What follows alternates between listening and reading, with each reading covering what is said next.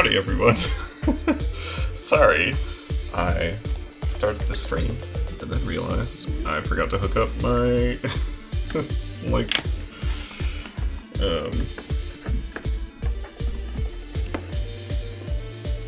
graphics tablet to the stream, so you can't actually see anything.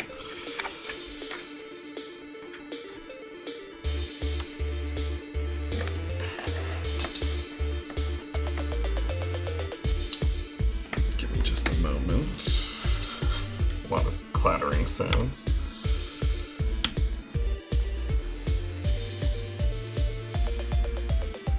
This is why we check things in advance.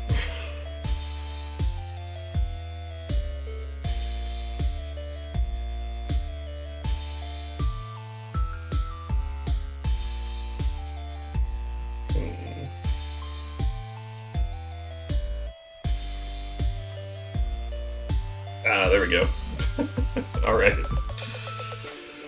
Well, always gotta have some technical difficulties right off the top. How's everyone doing today? I am back working on this piece for Let Lancer Say Swears Day. Let Lancer Say Tier 2 Swears Day specifically, which is this upcoming Sunday, January 11th.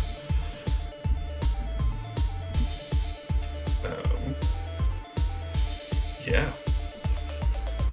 So today I'm going to be coloring this and rendering it.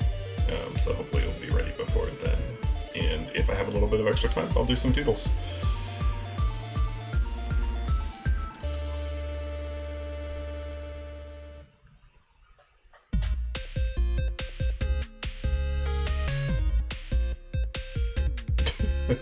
Hi, Bleak. Yes, they are some powerful flats. You gotta love just sort of random colors.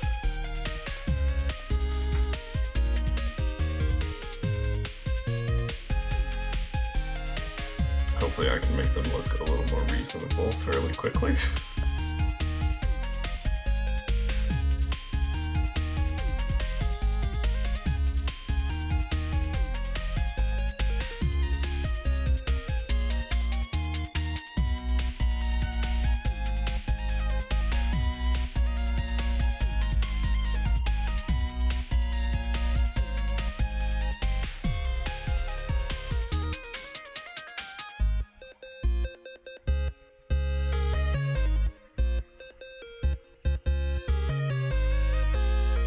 thanks to my handy dandy color sheet over here, I can reference some of these colors that I've used in the past that aren't just sort of their standard sprite colors.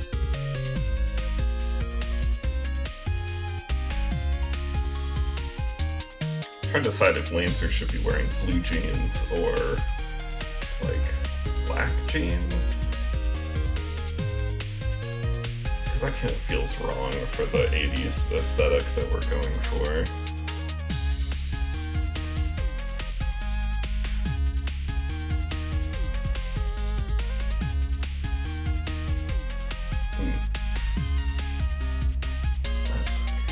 I was gonna reference Lancer's like overalls for the Light World, for the road trip stuff, color that I used there, but I can just make up a color. I don't have to go digging for that.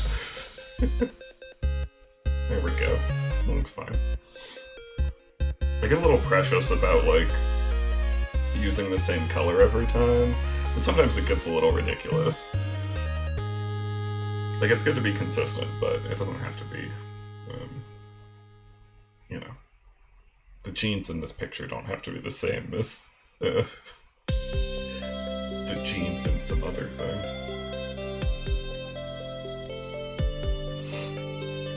I also think I'm gonna tone down this green, because I think it's too, it's a little too bright.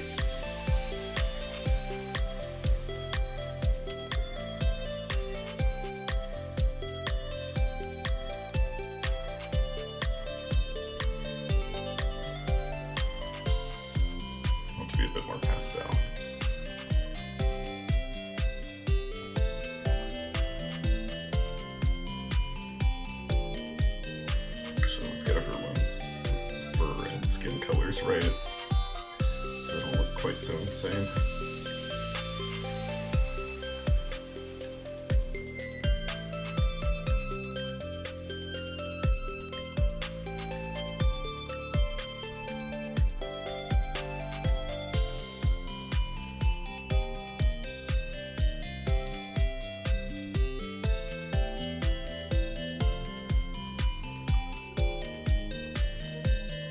How is everyone doing this fine Wednesday evening and or afternoon?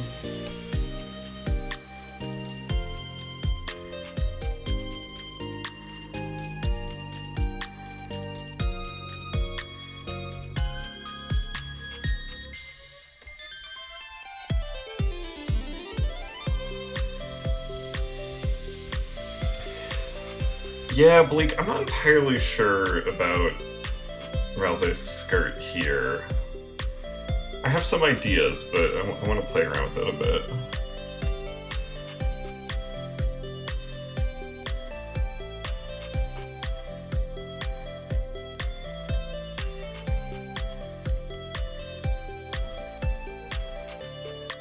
I'm gonna have to look up a Susie sprite. I can never remember which of her purples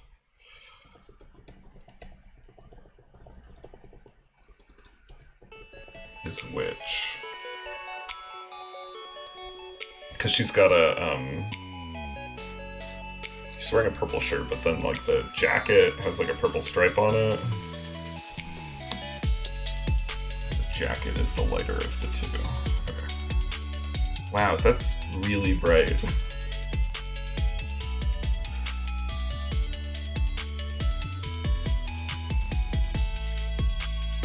So sure about that. Well, I'm gonna come back to it and fuck around a bit more.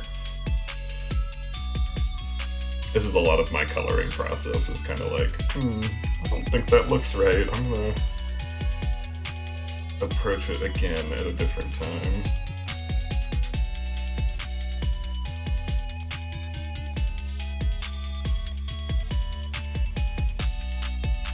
It feels like she should have like a denim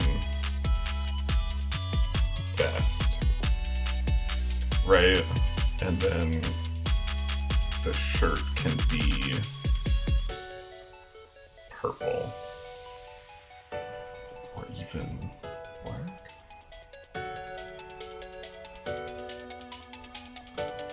Yeah, Bleak. It's chalk.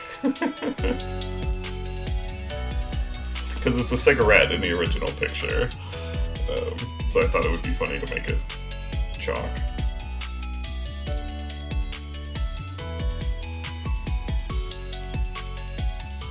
Yeah, I'll differentiate this a little bit.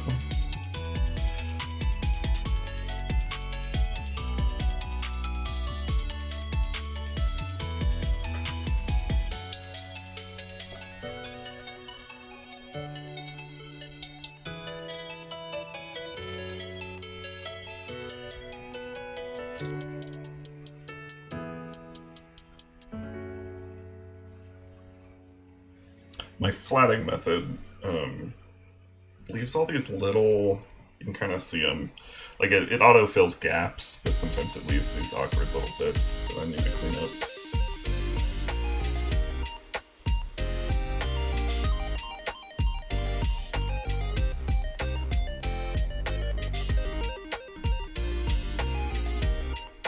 Oops, that was not what I meant to do.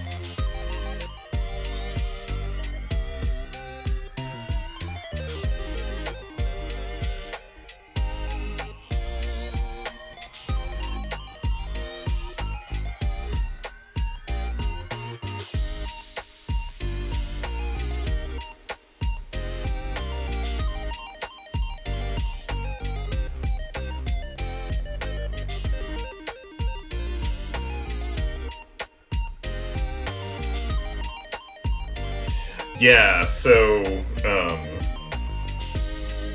to answer your question, Bleak, in Clip Studio, when you use the fill tool, there's this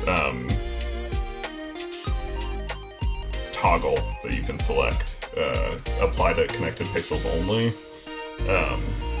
and so if you uncheck that, it'll fill in every pixel of that color with the color that you're dropping in. So if you do your flats correctly, then you can color all of it at the same time, which is a lot more useful for comics, where you have the same character in a bunch of different panels.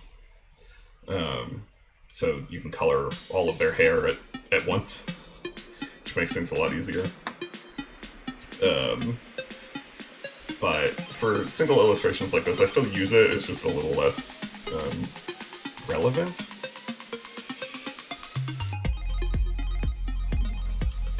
It's funny, when I'm using my sort of comics methods for doing standalone illustrations, it always kind of,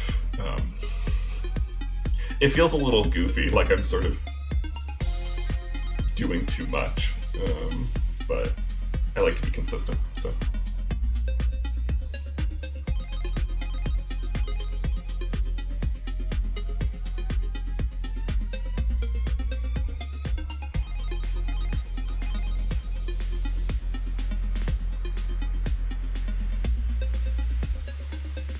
Done much comics flatting recently, which is kind of a shame.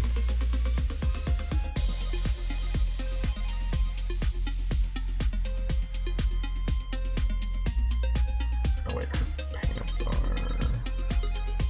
that color.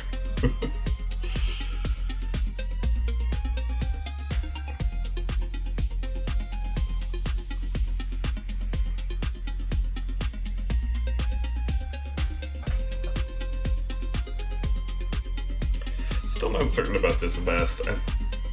This might be a revisit it kind of situation.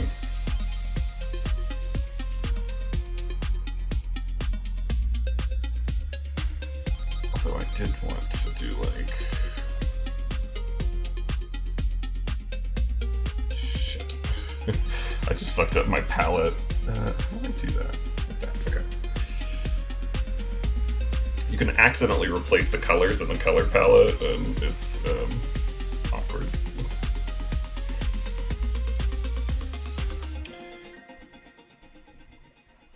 Bleak already repaired all the LG flats.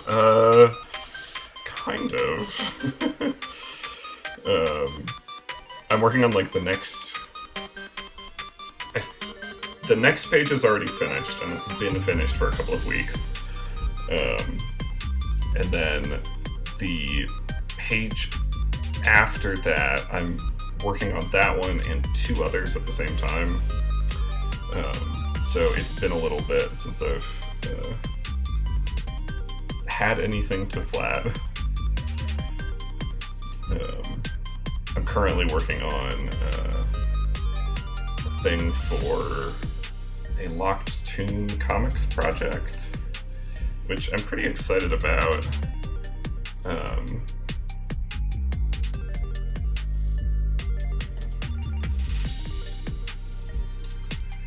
Actually, I could probably show that.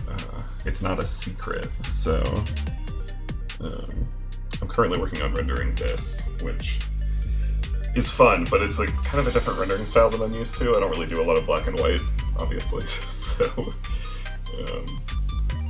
I'm having fun with it. There are other pages, but I'll just show that one.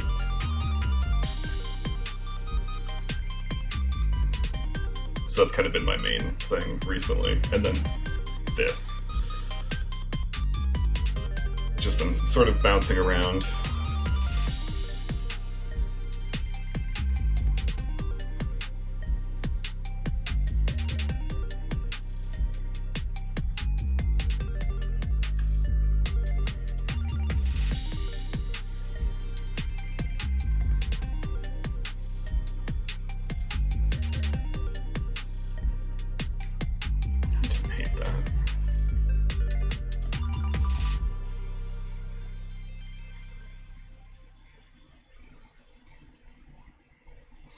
Yeah, that is a really big project. There are, gosh, I think 80 of us working on it right now. So the Discord server is very busy.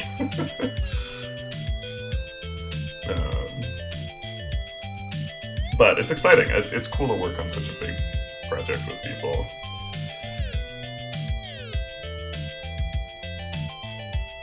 And that is due on the 16th.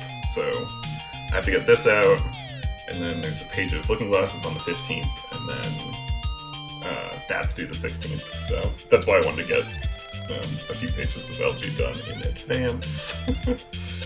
Because otherwise I would be in trouble right about now.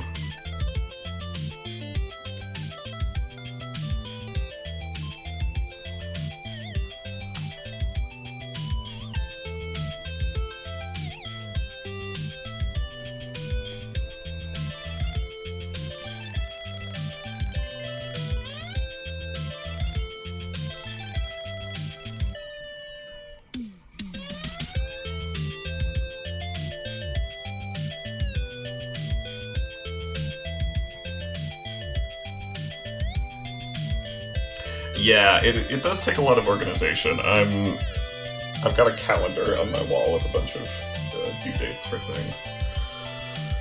Which, yeah, I don't know. I need to spend less time on those things and more time on real life things. But it's easy to get distracted by the fun projects. And the looking for job projects are less fun.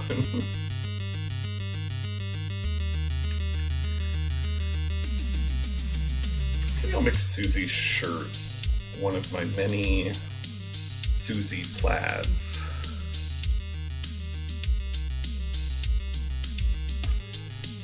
So I have all these patterns that I hang on to for situations exactly like this one, and a couple of them are Susie-based plaids. I use a website to generate these.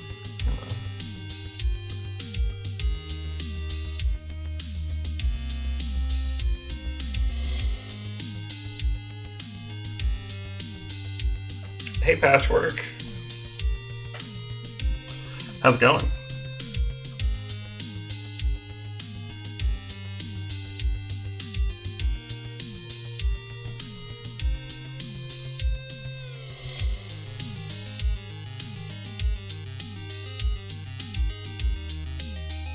Just trying to very quickly scroll through all of that because I wasn't sure if there were spoilers in there.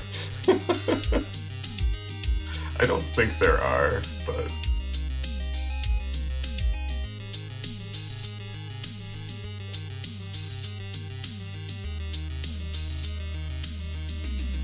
Well, I'm glad you could stop by for a bit.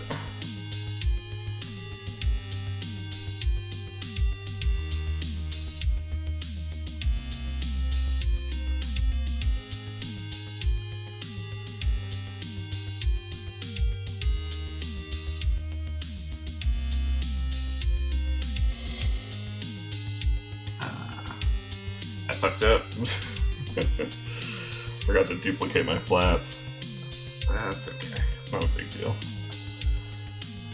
Just means when I select things of the same color, sometimes I'm grabbing the wrong things.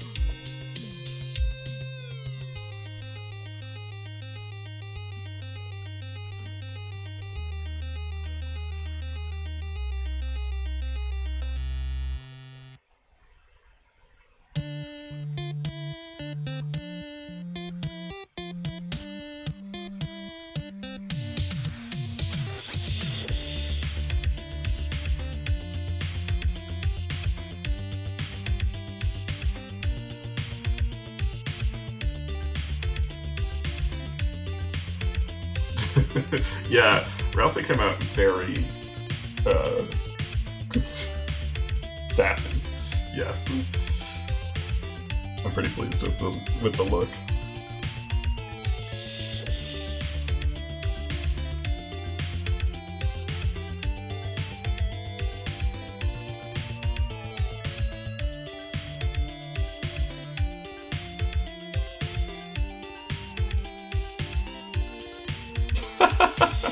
He does need to throw shade to Liv. You're right. More people need to do stuff with that.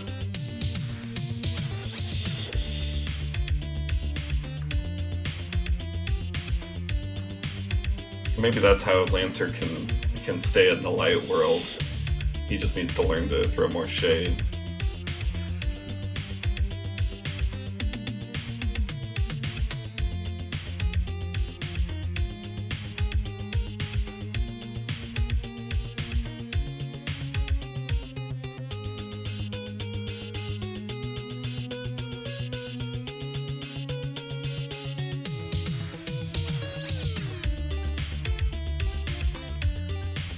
Mesh transformation makes my computer run so slow that I'm mostly just gonna give up.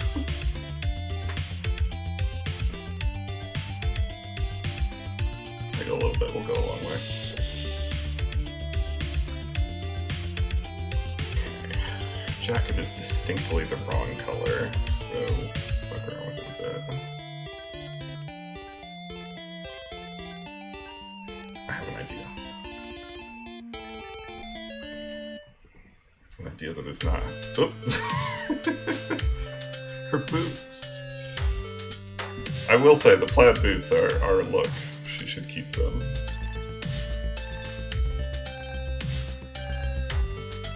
Okay, I think.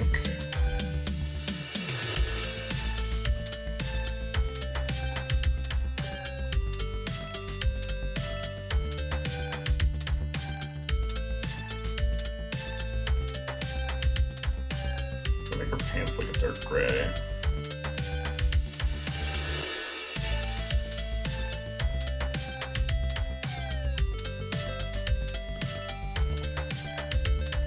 Like in the original. Then I can make her jacket this kind of magenta,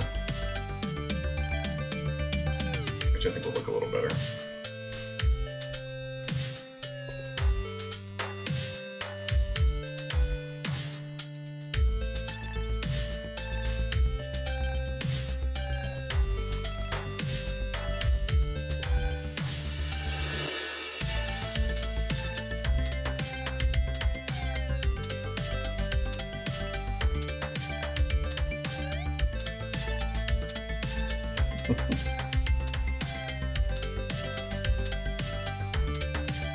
It is true, we do need to bring back Sassy Chapter 1 Rouse.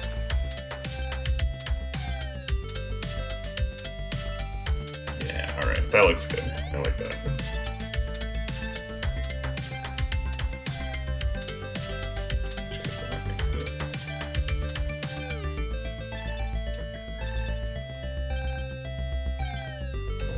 Alternatively. Lighter. Yeah.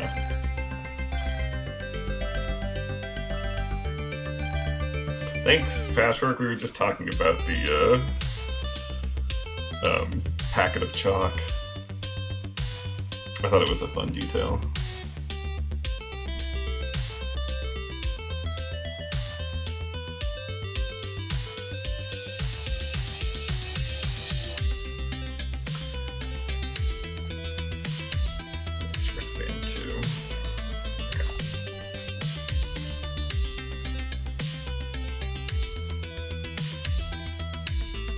I need to do more to Chris's look.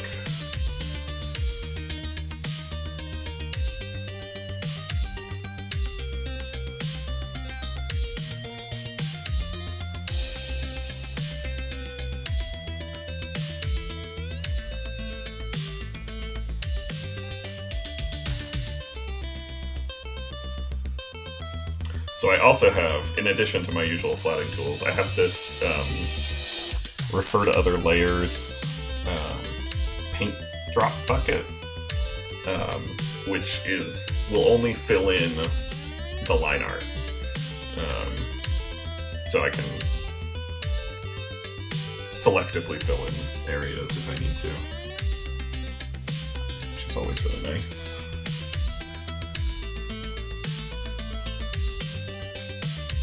Here are the things I need to do to Rouse, which I always leave until the last minute for some reason.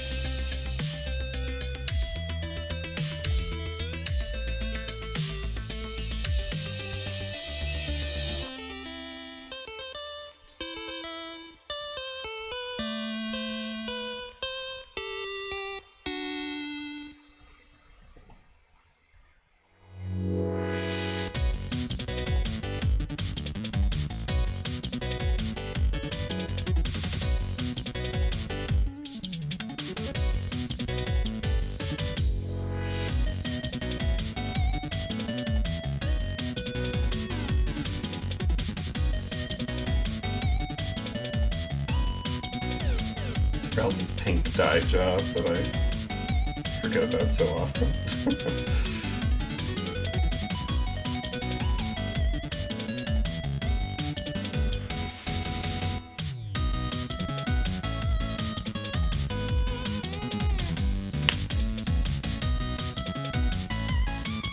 Oh yeah, Patrick, you must have noticed, like, I finally gotten the artist side of things, where you notice that the sprites are not even a little bit consistent, huh?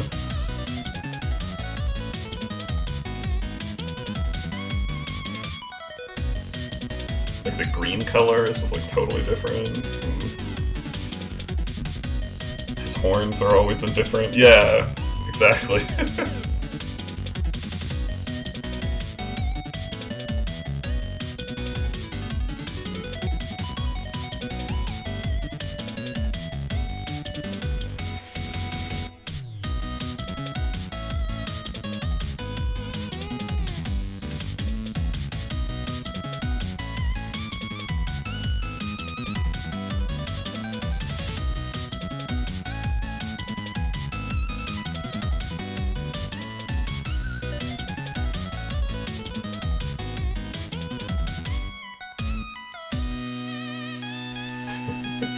What are your thoughts? Are you coming up with big lore reasons for that, or...?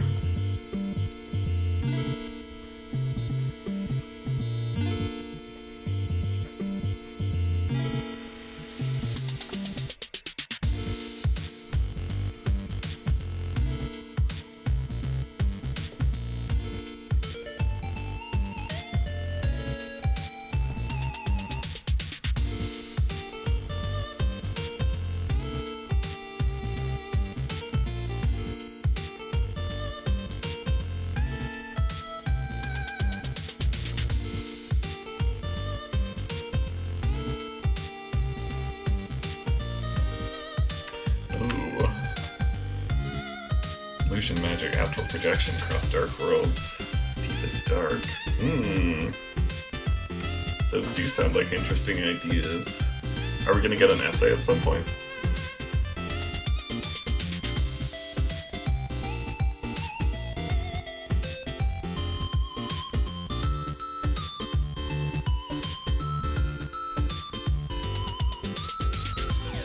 Hi, Don! Thank you. I'm pretty pleased with how they're turning out.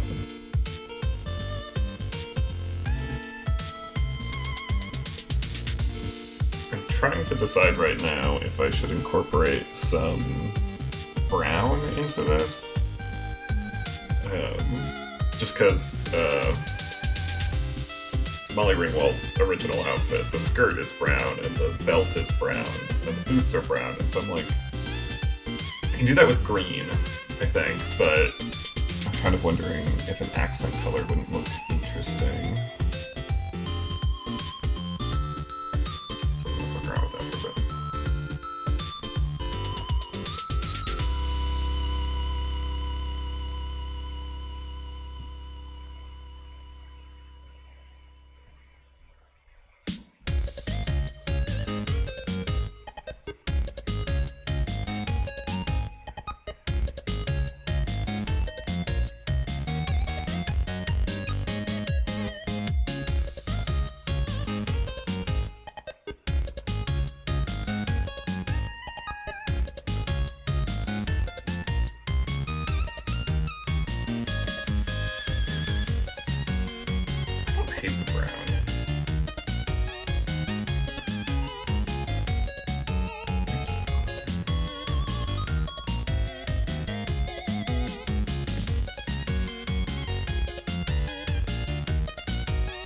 I just added the brown.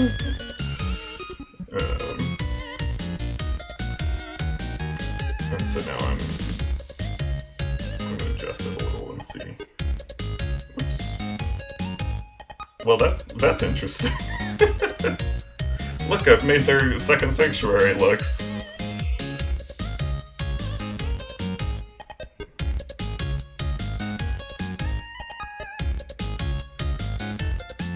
I can really fuck around with them if I want to.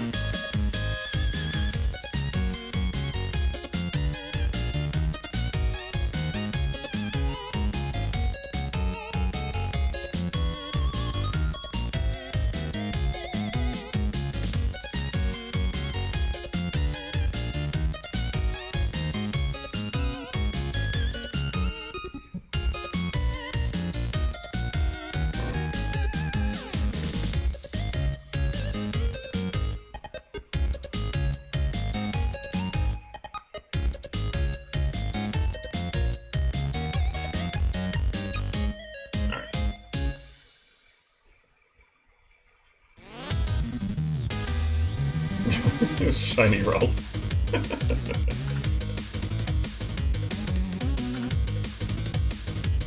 About the... No one's talked about the Ralts Rouse connection. Yeah, more people should.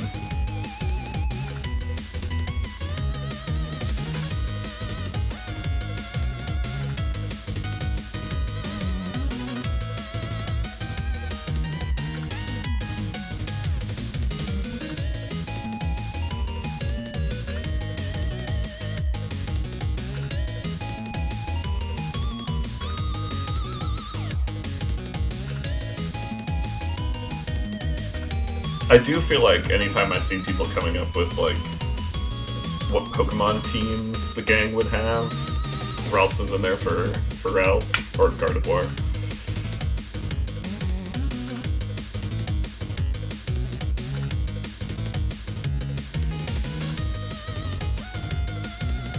Alright, if y'all had to make Pokemon teams for the gang, the fun gang, who would you include?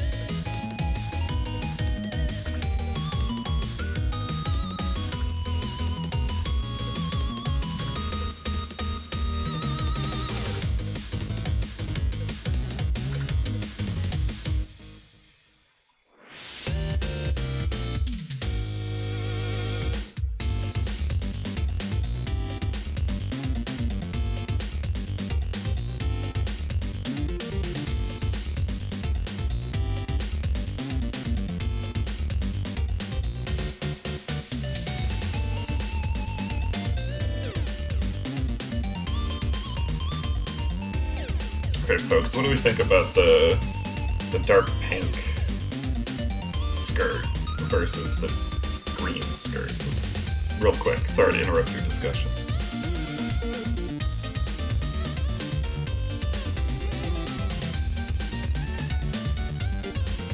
Also, Don, I'm obsessed with Lancer's feel.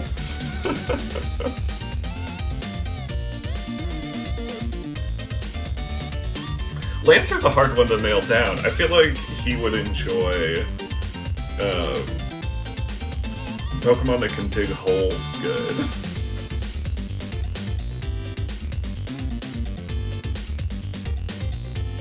Oh, I do like Rouse and Mimikyu. That is a cute idea. Yeah, Lancer would love Diglett. I feel like that's correct. He'd have a team that was like 100% Diglett, but would include the, is it a lowland Diglett that has hair?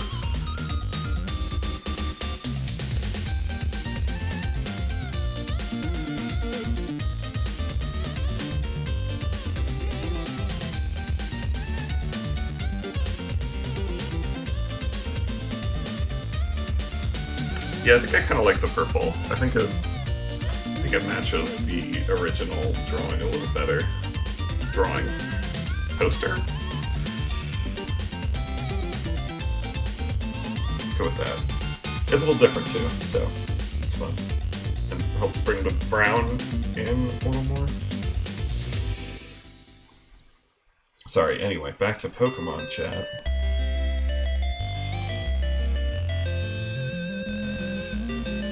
Wait, what's a walking wake patch?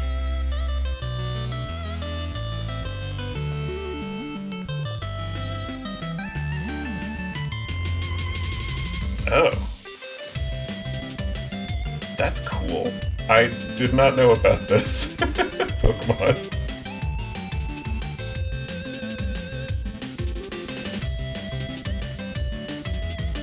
Sorry, I'm looking at this.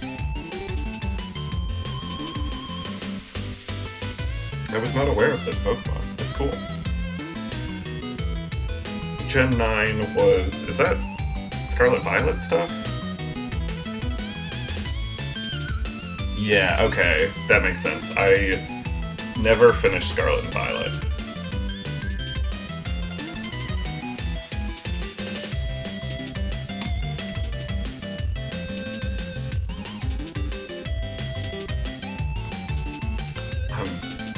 Getting freaked out by Chris's piercing stare.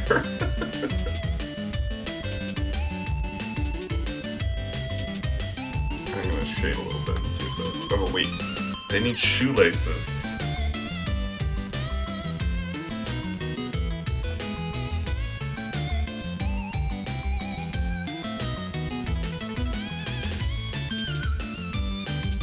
You keep up with competitive Pokemon? That's pretty cool. What's going on in competitive Pokemon right now?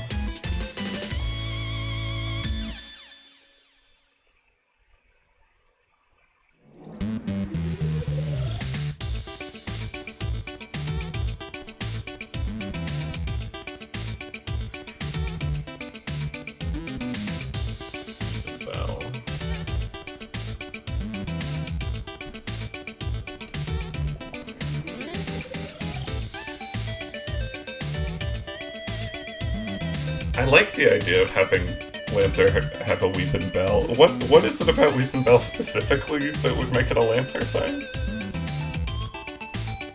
See, this is my problem. I don't know enough about the, like, Pokemon side of things.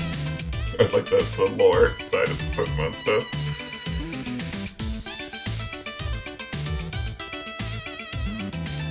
I do play an ungodly amount of the Pokemon card game on my phone. Not against other people, mostly just to collect the cards, because I think that's fun. And it's free. So if any of you ever play Pokemon Trading Card Game Pocket and want to trade cards, I need cards.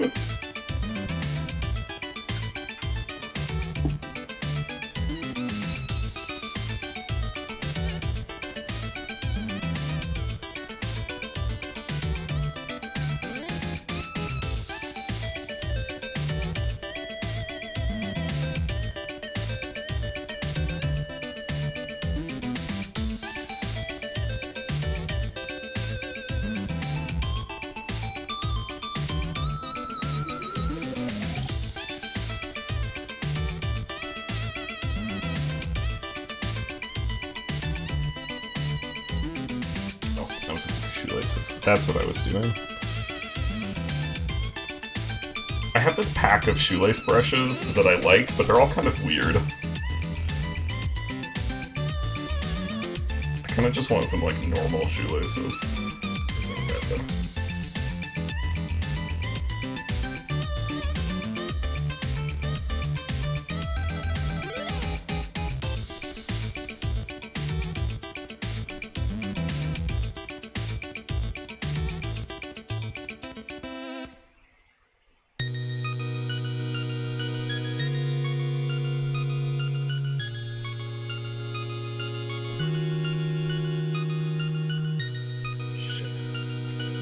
That on the wrong layer.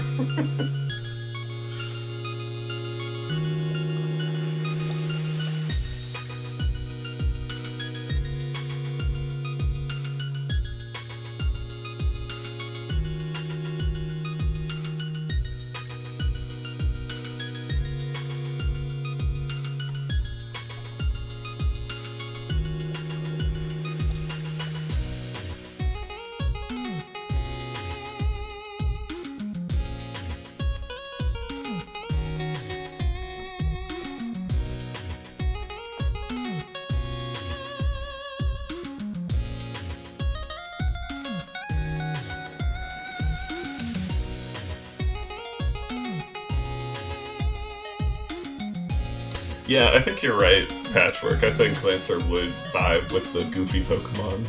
You're right. It's a good call. Yeah, I feel like Lancer's team would have to not be in any way thematically coherent. It would just have to be the weirdest group of guys you've ever seen. I also do like,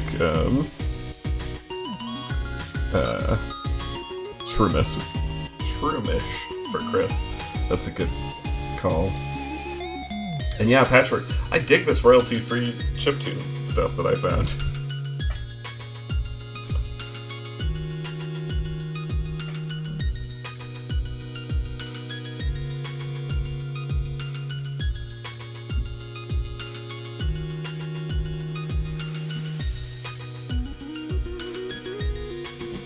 That would be pretty funny for Chris to have a Togepi for the egg connection.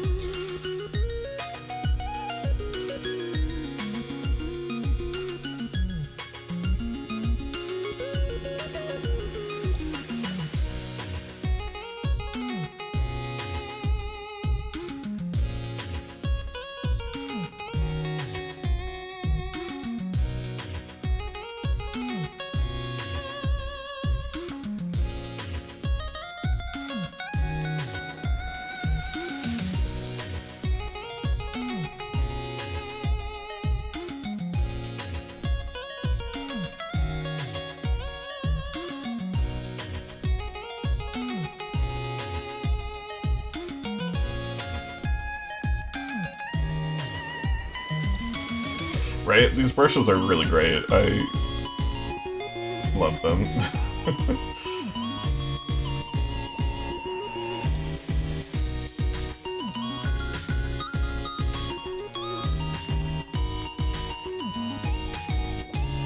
I used them a lot in the Well World section for Rouse's boots.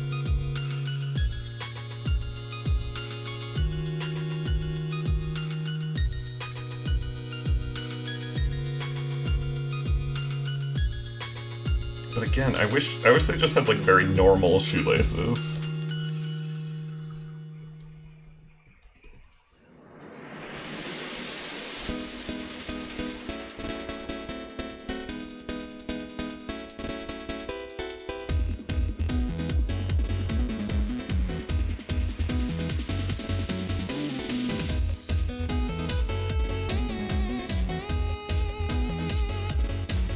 But no one's really going to be paying that much attention to them, so.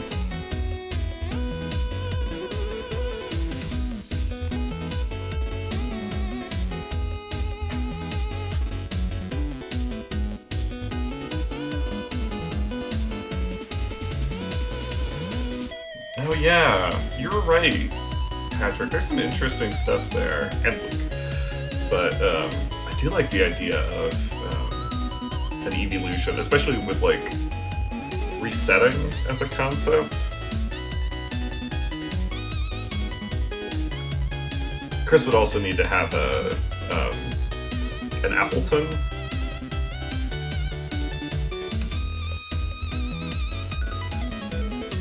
I feel like that would be right for them.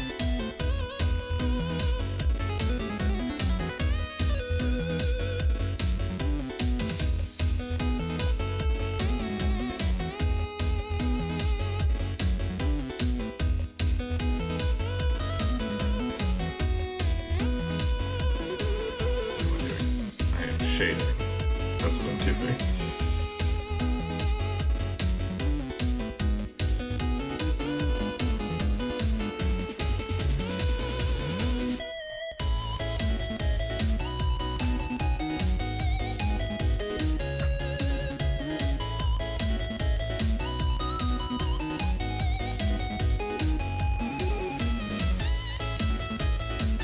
Oh, and Love Disc, yeah. You know how much Chris loves those reminders of their all their trauma.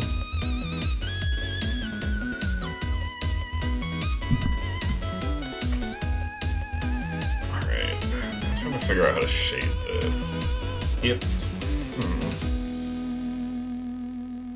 The lighting in the original poster isn't very exciting.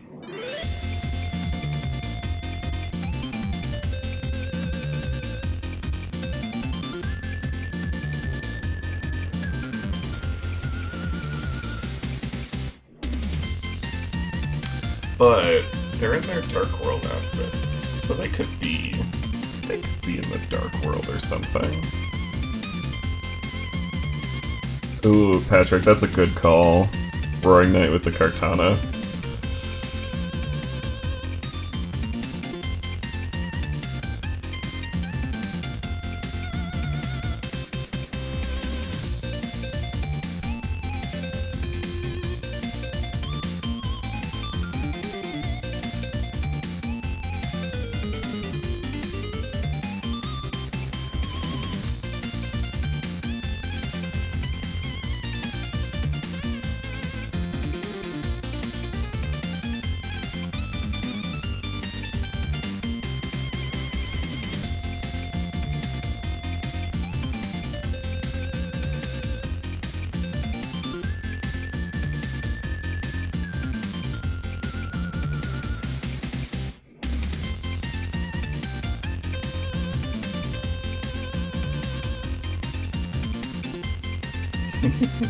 Alright, well, it was good to chat with you, Patrick. Thanks for stopping by.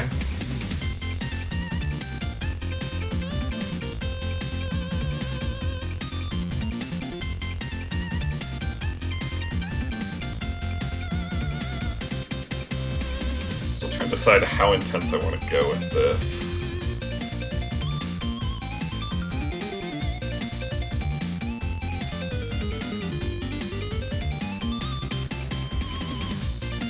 I'm trying to pick a shadow color, if that wasn't obvious.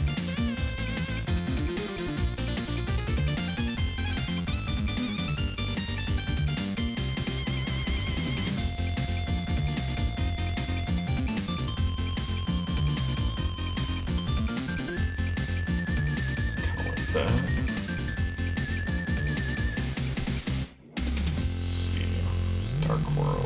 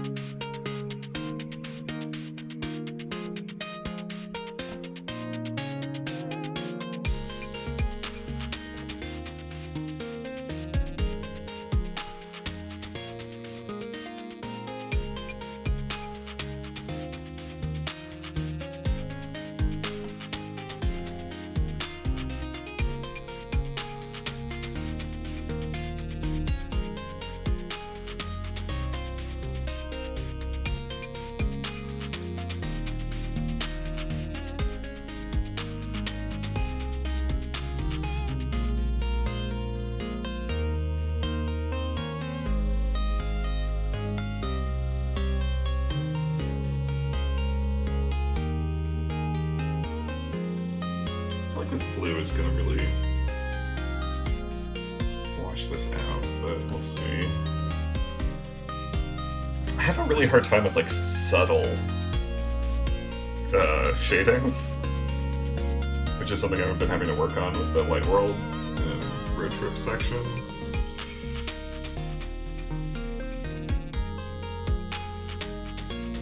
Like, I like the way it looks, but I find it a lot easier to do kind of complicated lighting situations.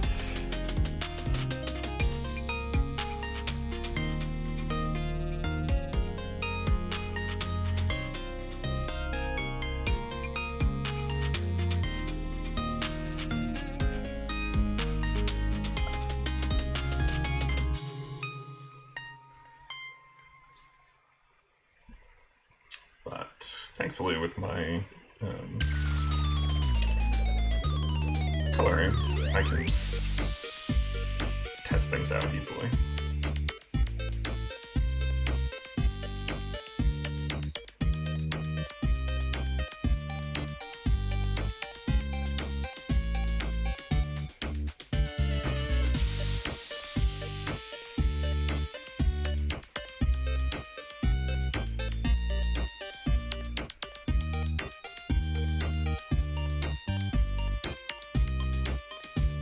Yeah, Dawn. Blue is really tricky to work with because it's cold and it makes things not look as good. You know? I really like shading with like yellows and oranges because everything just looks so nice.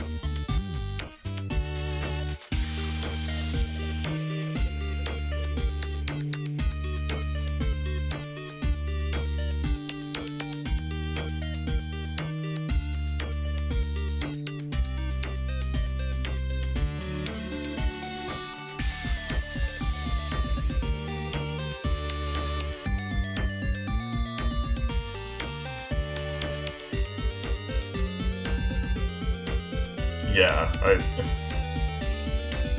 anytime I get to shade it with, like...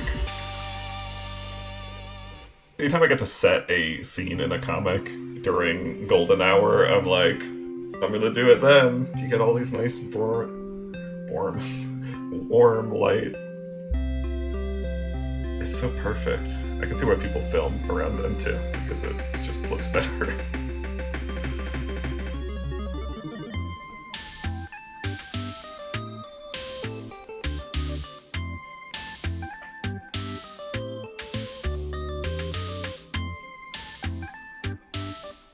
No worries, Don.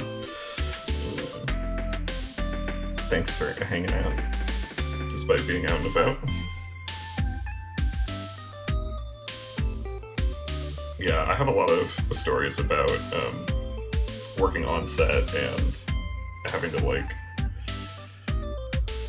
Because everyone wants to film at Golden Hour, but it doesn't last very long, hence the name. And so... Many a time have we had to sort of fight against the time of day.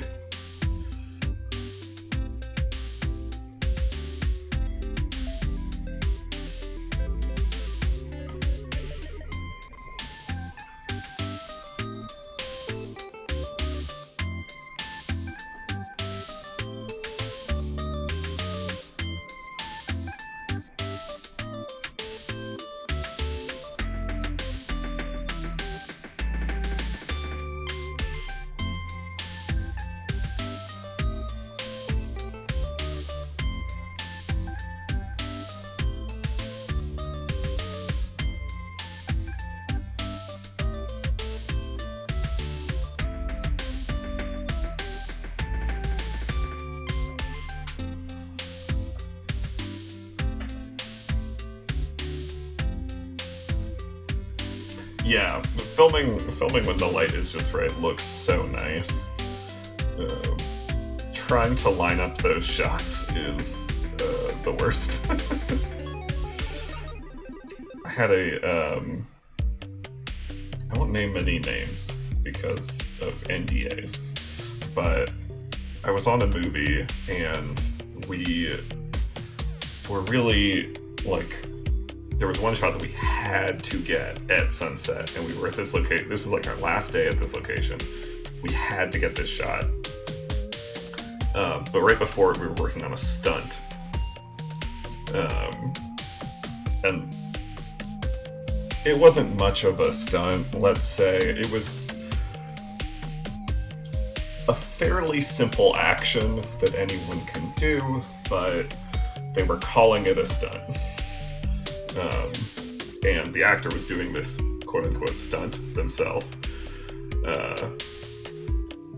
And they, like, kept forgetting to do it.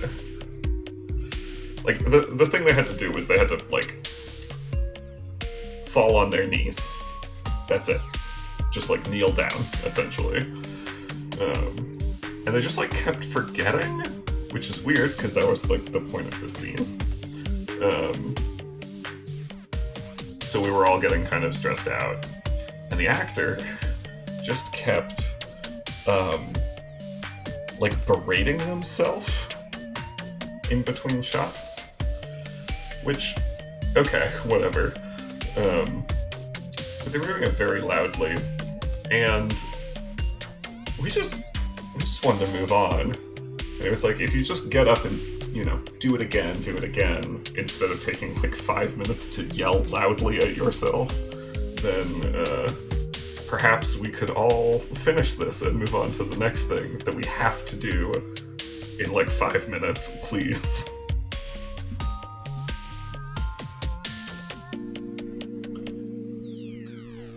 Yeah, it was not fun.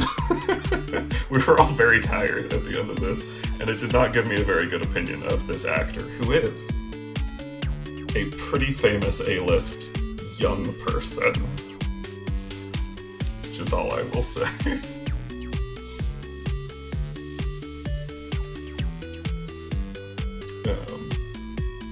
But otherwise, that was a fun movie. I liked most of the people on it.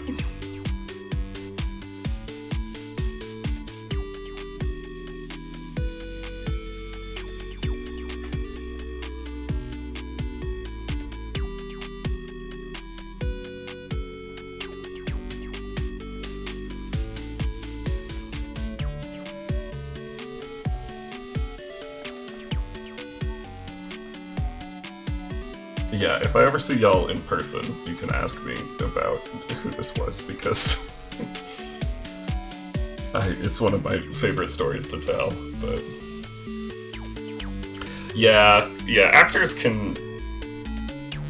You know, it's not their fault, they are also doing their job. It's just like, you know, there are a lot of us just doing our jobs all kind of at once, and actors are the main one where if you're not doing your job, or like if you're holding people up, you're holding everyone up, which, you know, I would find very stressful as an actor, but a lot of people don't seem to care, and I guess more power to them.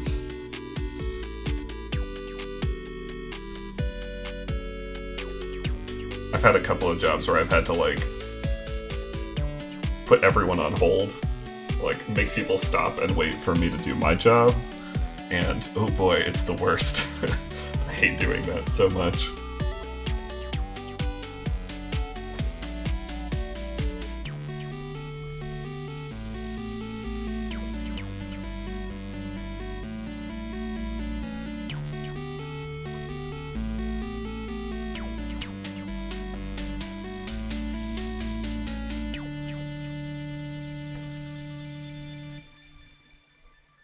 Yeah, right. Like, I think some actors know, but I think some people don't really care. Like, you know, think that everyone is there to sort of work for them, and that's not really true, so...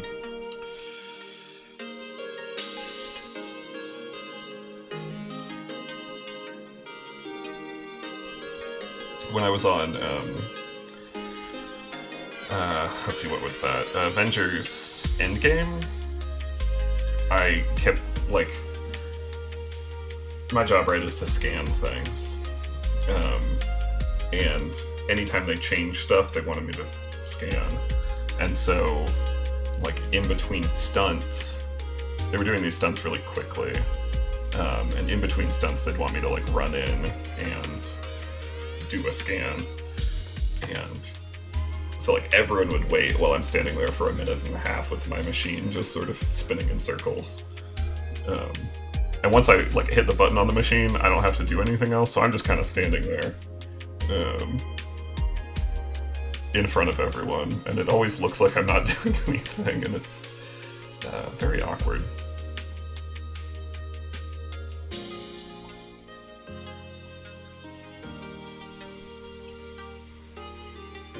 Yeah, especially on the days when they brought in, like, all the executive producers and stuff. It's like, oh, okay, I'm just gonna stand here in front of everyone who is in charge of this thing and look busy, I guess.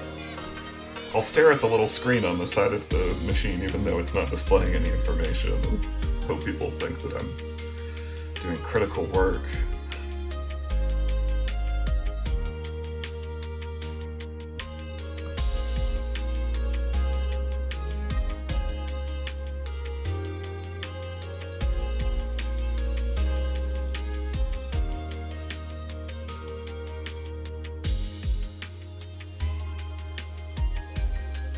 Ooh, I have another story about that, actually. When this was also, it was like the same job. Different actor. They were,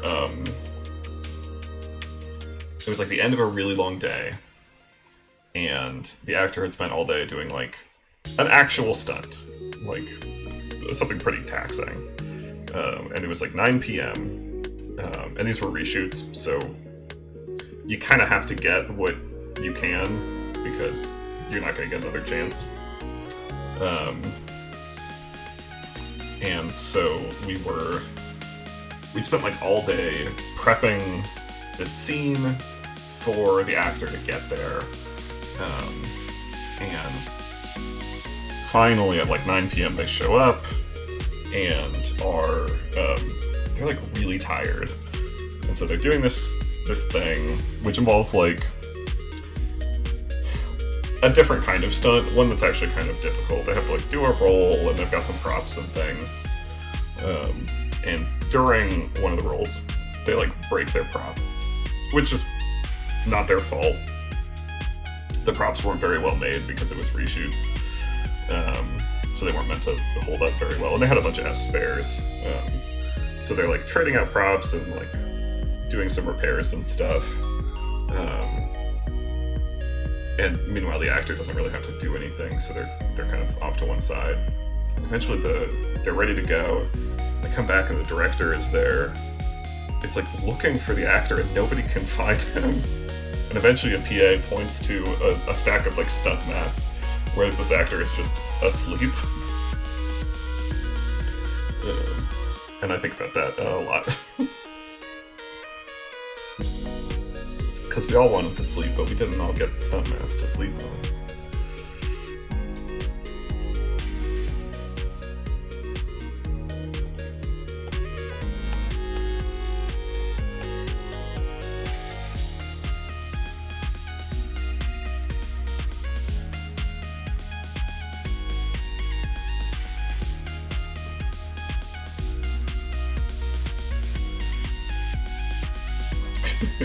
Yeah, it was pretty funny. I didn't like, I felt pretty bad for that actor that day because they had been doing a lot of work, and it was late, so.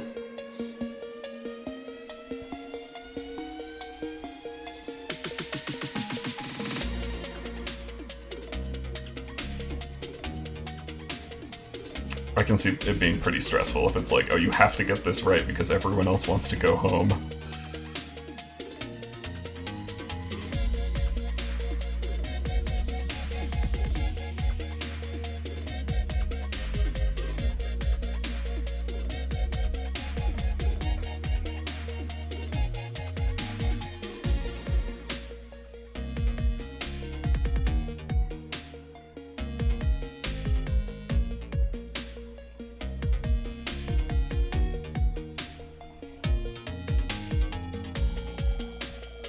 They did break all the props, but they had to repair them, so...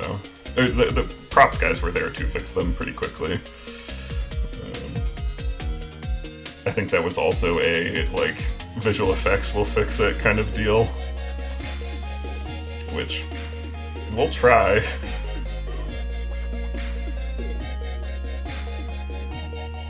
I have a lot of trauma about fix it in post.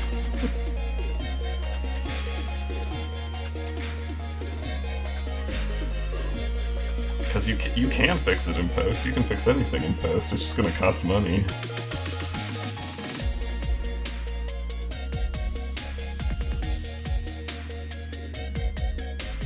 I have some friends who have stickers that say fix it in pre. And I always think that's funny.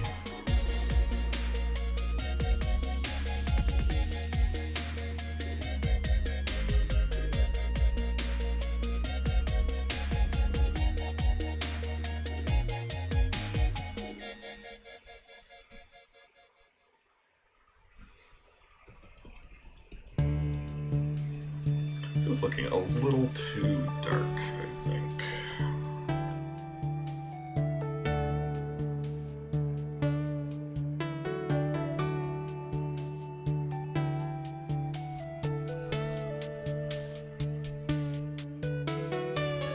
That's a bit better.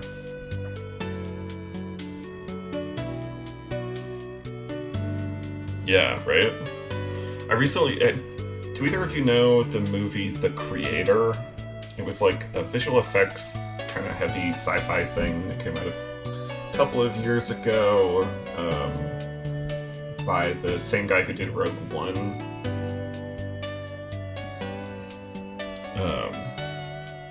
I recently found out that they did not have an on-set VFX team, which is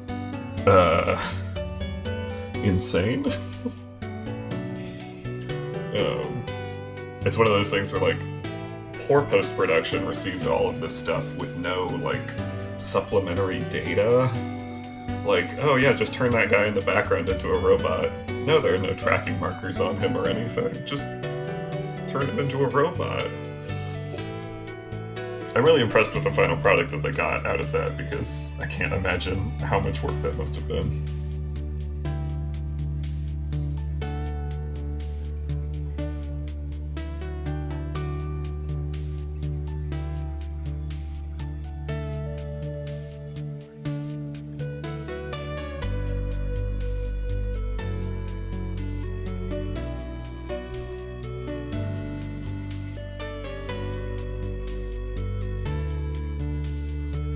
Yeah, basically, just like having to Photoshop all this stuff without any of the usual... Because, like, on-set VFX is what I do, and the team is generally, like, collecting data to be used later for a variety of things. So it's, like, stuff about the camera, they're recording anytime there's, like, a shot that's going to need VFX touch-ups. So, like, if you can see things in a reflection, that's the on-set visual effects team is, like, recording that data. They're putting up tracking markers, just like a lot of sort of supplementary things, and it's the kind of stuff that makes the post-processing work a lot easier. So that's why, you know, when I'm scanning stuff, it's so that post-processing can tell where the camera was relative to the set later on. That kind of thing. Or using it to, like, extend the set in 3D space. Useful stuff. And the idea of having to work on a movie without any of that is pretty wild.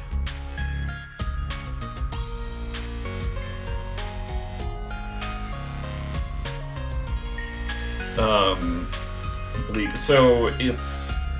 When I do the scans, I scan the entire environment, and, like, move my scanner around to create, like, a full a full 3D model of the set, and then they can tie that to the tracking markers to measure the distance from the camera to like known objects. And it helps like a virtual camera move around in 3D space.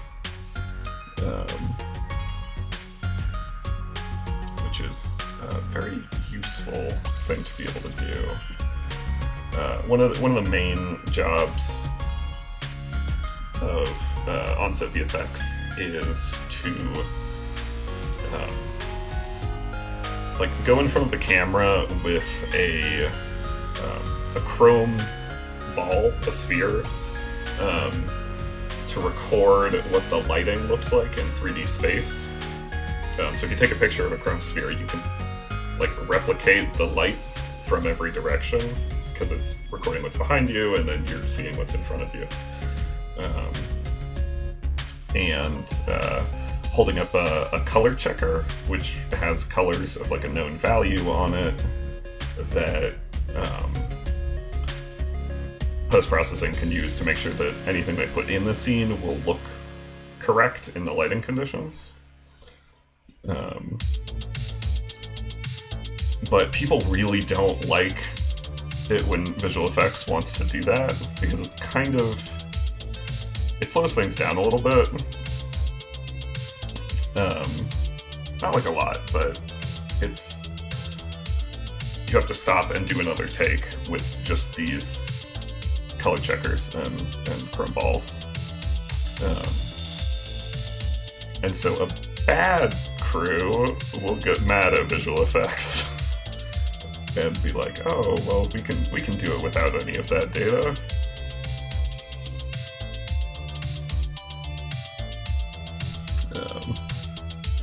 But you can't do it without that data.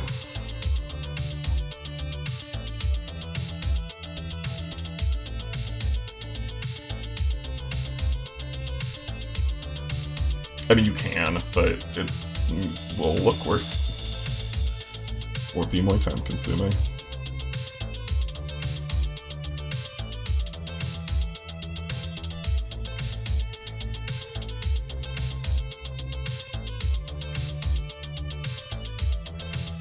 Yeah, that's part of why I like working on like Marvel films, because they're such a machine that they know what they need, and people don't get mad about it. Like there are way less people getting annoyed at visual effects on Marvel things. Partially because the visual effects teams have like 20 people on them, and most movies have like 2.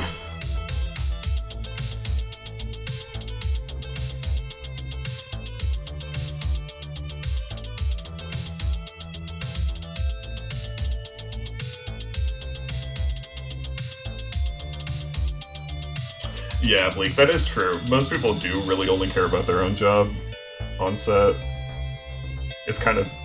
I'm always sort of shocked that movies get made, but it sort of works because everyone is focused on getting their thing done, and everyone cares a lot about getting their thing done, so they kind of advocate for themselves. So it does happen somehow, but I'm sort of shocked because movie sets are very chaotic.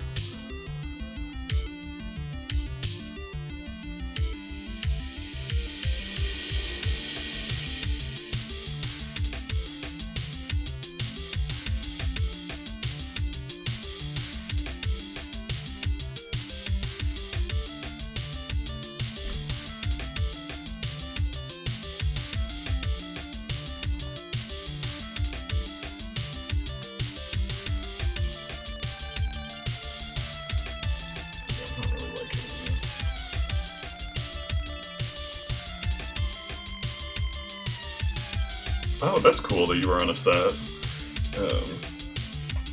Curious to hear more about that. But yeah, they are just so chaotic. And some will be very well organized.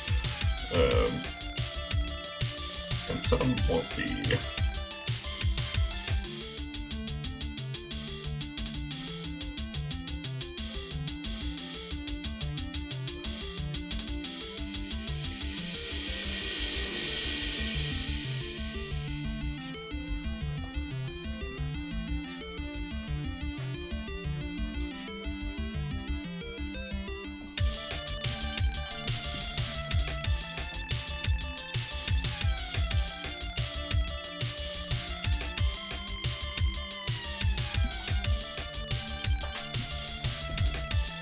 Thank you. I'm feeling better about it. Still not entirely certain about these lighting conditions, but...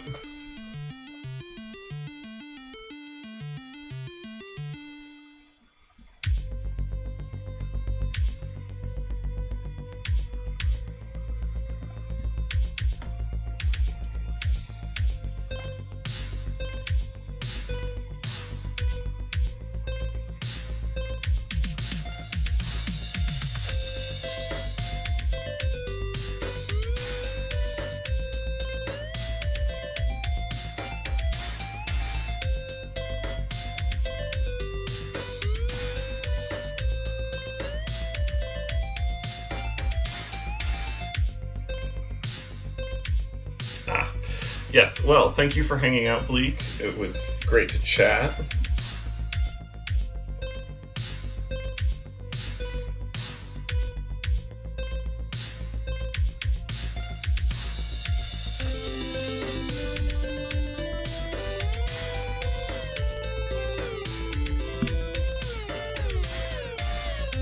Thanks.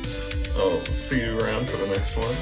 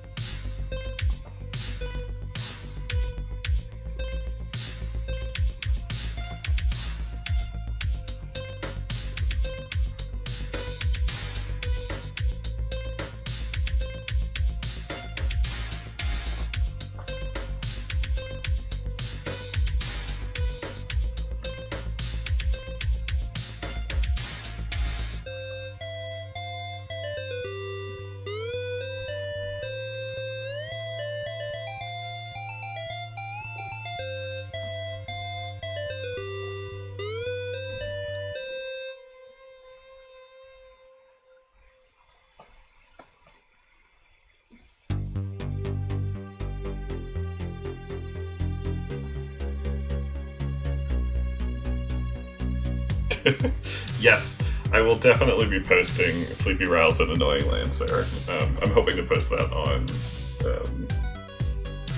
I might clean it up, actually. But if not, I'm still going to post it either way on the 11th. For Let Lancer Say Tier 2 Swears Day.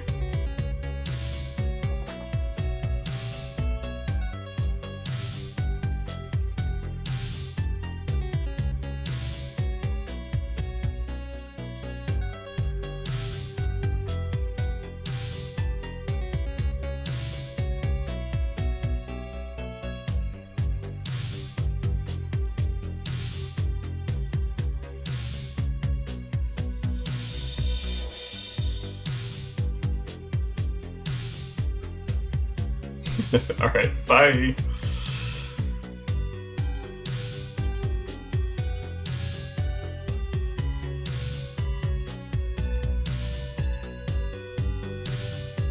Well, I should probably, I don't know, come up with some other interesting stories to tell or something.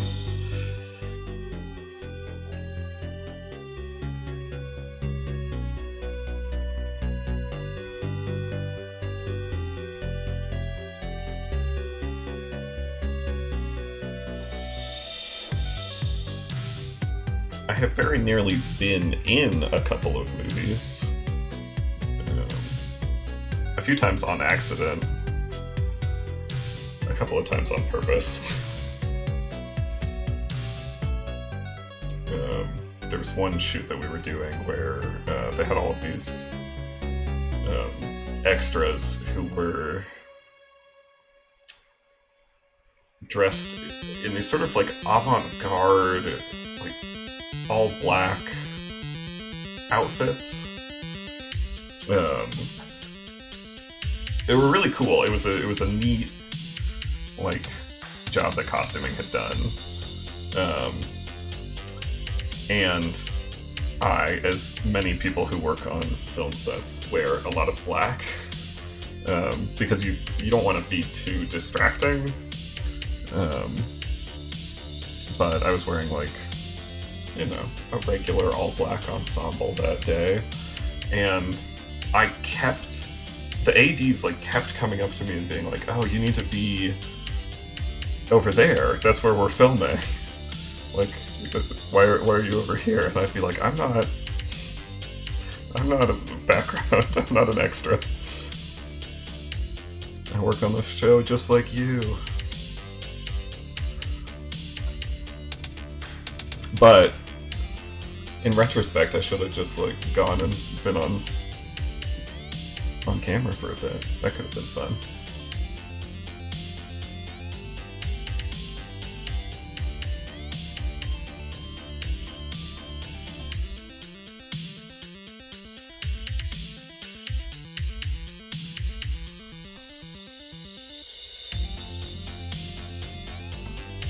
Also for Black Widow, they actually did film me. They like were shooting this one scene where there's like a bunch of people on an escalator who are meant to be kind of like reacting to the thing, you know, the supervillain showing up, and they were pulling. They had a bunch of background for that, but they were also pulling from the cast or from the crew, just like anybody who had a second. And so they did film me, like turning around on this escalator and looking shocked that Marvel's Taskmaster has shown up.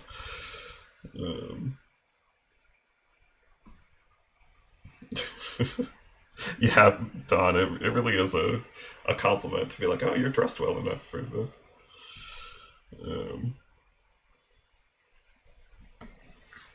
Wow, the music stopped. I gotta restart it. Yeah, so somewhere out there, Marvel has some footage of me on an escalator, but I don't think they used it. Because I looked pretty closely when that scene came up, and I don't think I was in it. But everyone was kind of blurry, so it's hard to tell.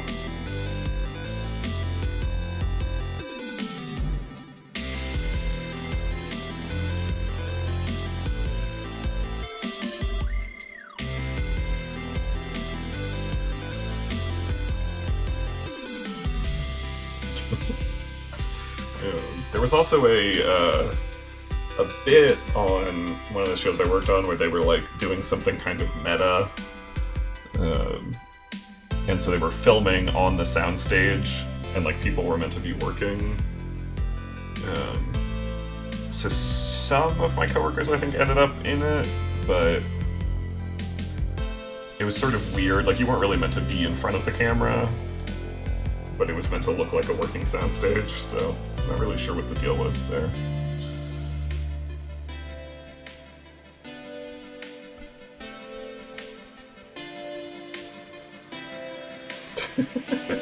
Aw, thank you. Yeah, I could have been more of a Marvel star. Actually, yeah, I've kind of forgotten about this. On She-Hulk, a ton of that was like motion capture, right? And you could apply to like do the motion capture. I wasn't there long enough for applying to have made much sense, but I considered it. A lot of my friends ended up doing some, so that was pretty cool. That show was insane. There were like 20 visual effects people on it because of the mocap team. And they had like a dedicated mocap studio.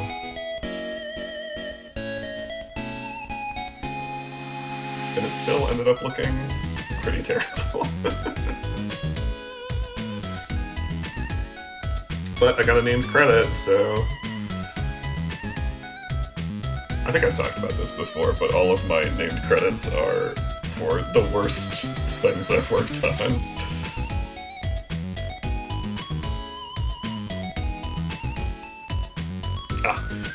Yeah, no worries, Don. Thanks for listening still, even while driving. Please drive safe.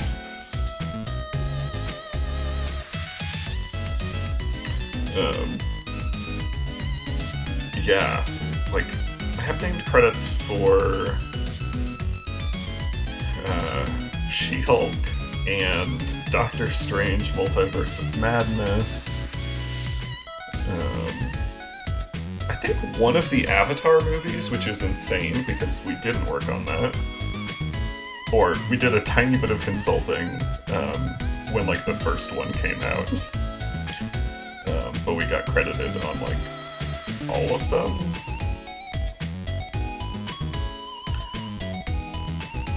Which I think is very funny.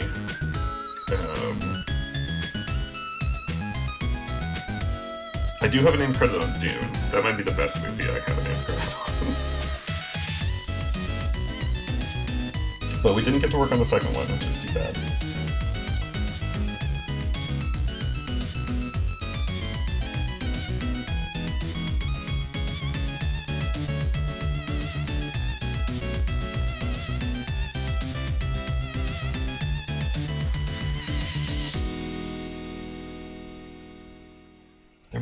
There are almost certainly others, but I actually haven't seen a number of the movies I've worked on, which is kind of embarrassing.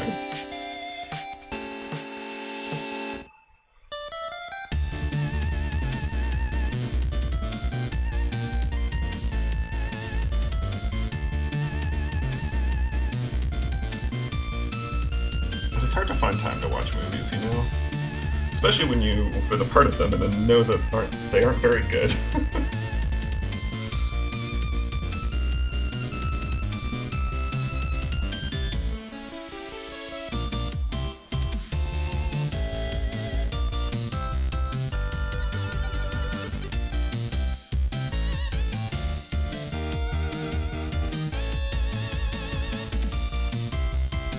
Sorry, I'm trying to both find things to talk about and also draw.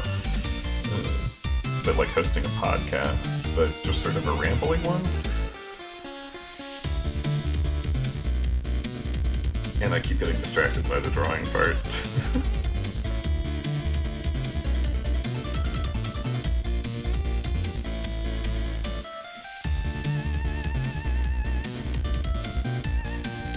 Oh, yeah. So getting named credits is like kind of, there's a lot of politics involved, like internal movie politics. I am technically a contract worker on most of the shows that I work on,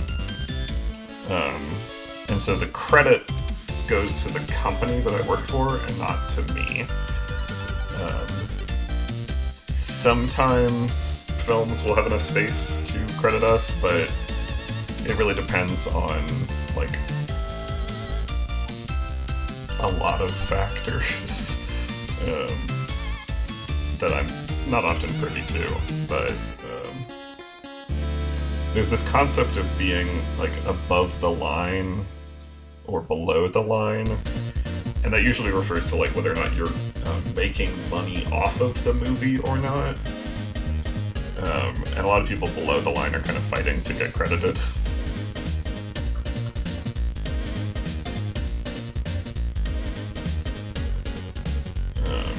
So at the end of a movie, when you see this big long list of credits, that's not everyone who worked on it, that's just everyone who, like, those are all of the slots that got lobbied for, essentially. Like, whatever company you're working for will, like, try to get you on, but it doesn't always happen. Because credit runtime is, like, a concern? I don't know.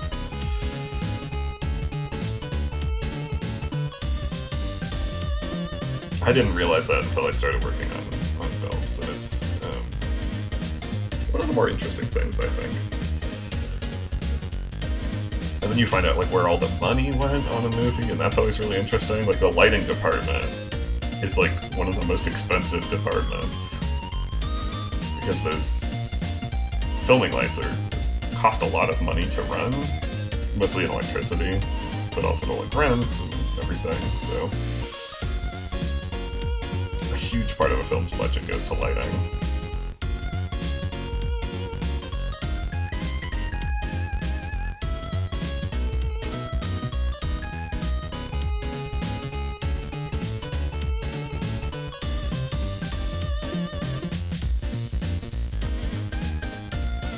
Like, there are definitely some movies that we spent enough time on that we absolutely should have gotten credited for them and didn't.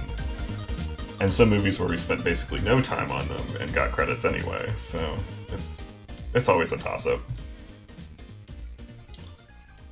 Obviously, I would like to get credited as much as possible, but it doesn't really happen. Like, I've worked on probably a couple hundred projects, movies or TV or whatever, and probably have a named credit on like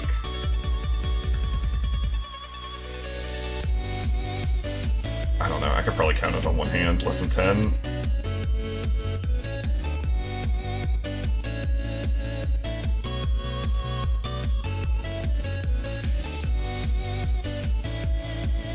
I might be wrong about that, but those are the ones that I know about, at least.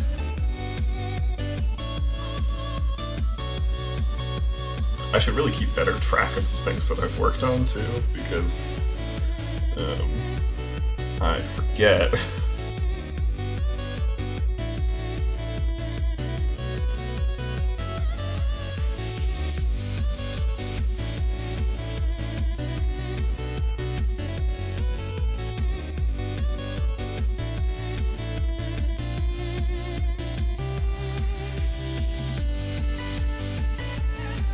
But I have gotten to work on some cool, like, non-movie projects, too. Like, I once scanned a camera that went up on the Mars rover. Which was pretty cool for me, because my background is in astrophysics. I'm sure I've mentioned that before, but it was neat to get to participate in an astronomy-related project. I almost broke that camera too. They were like wanted to be really careful about static electricity, right? Because you wouldn't want to accidentally fry anything on the camera, giving an electric shock. And so in order to deal with that, they like had these little grounding wires that you would clip to your belt, and it was sort of elastic and attached to the table. But I had to like walk around this camera to scan it. And as I was walking around, like the elastic cord was getting closer and closer to the camera. And one of the like camera manufacturer guys like had to jump in and was like, actually, you know what? You don't need to be wired up. So thankfully I didn't break the camera that went on the Mars rover, but it was close. And those cameras cost like $1 billion. So I was a little freaked out afterwards.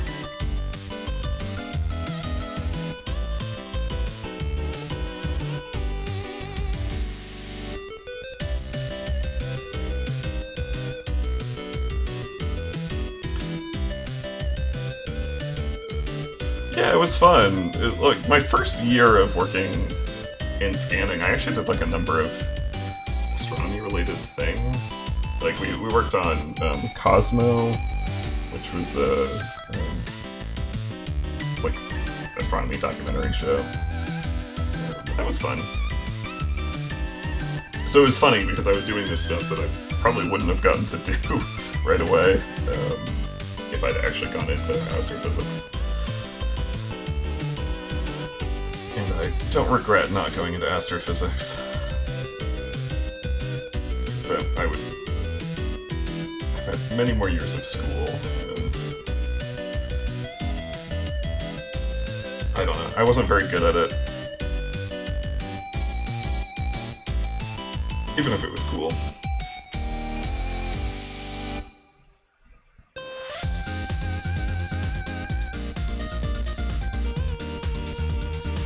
I like more creative projects that have more of a shorter time frame. Like the physics research that I was doing, it was like, oh, you know, you're gonna spend like a year gathering data and then like a couple of years writing it up. And, I don't know, it just seemed like a long time to be working on one project. I say now having worked on Looking Glasses for 3 years, but that's different.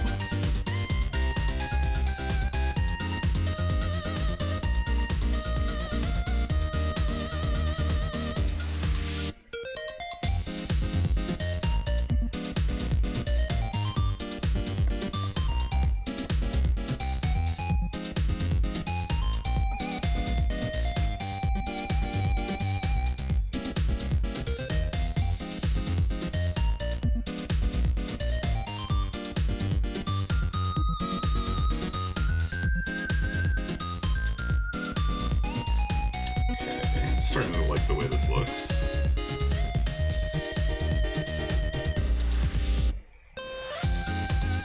Probably I'm gonna want to add a couple more like weird lights.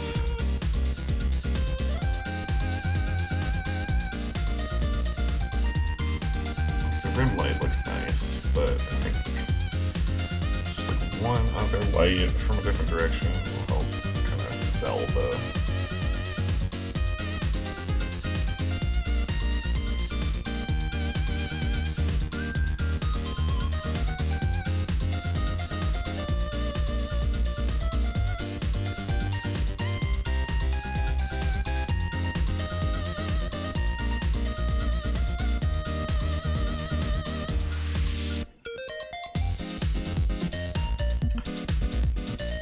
Following in the spirit of the original poster, if I'm adding too much to it, but...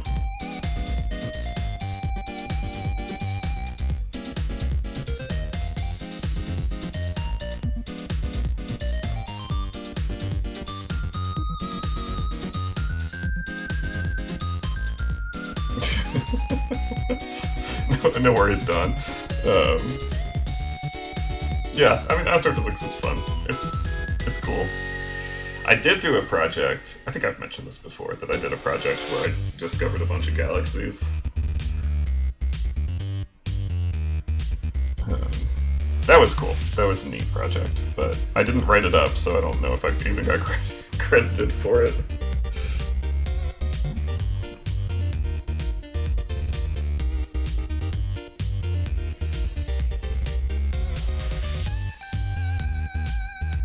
Yes, that's right. I did bring that up when we were doing that tribute game.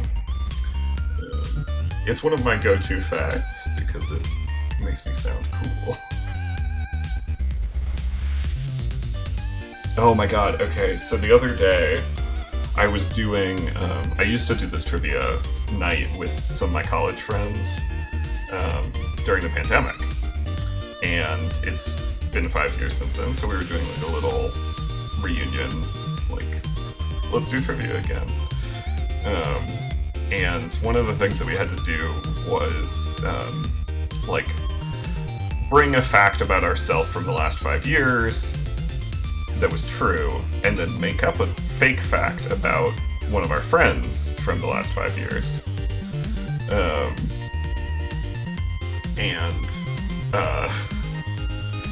So because they're my college friends and they're not particularly fandom-oriented, none of them know about Looking Glasses. I don't think any of them even really know what Deltarune is. But one of them, the fake fact that they made up about me was Drew has a webcomic. Which was like, uh-oh. That is true, actually. Thankfully, none of them followed up on that. They were like, oh, Drew, like, tell us about, tell us about your webcomic after the game's over. And I was like, yeah, I'll totally do that for sure. And then did not, because they don't need to know. They don't need to read my Deltarune fanfiction. I think that's okay.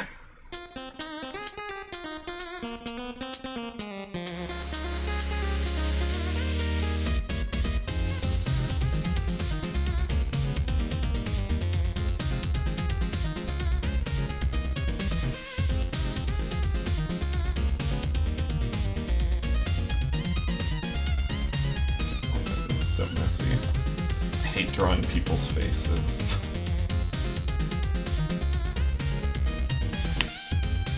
Yeah, right? The secret double life is important, I think. Like, I don't think everyone in your life needs to know about your internet activities, and that's fine. Like, I definitely have IRL friends who are aware of Looking Glasses, but my college friends are too normie. I don't think any of them are even on Tumblr.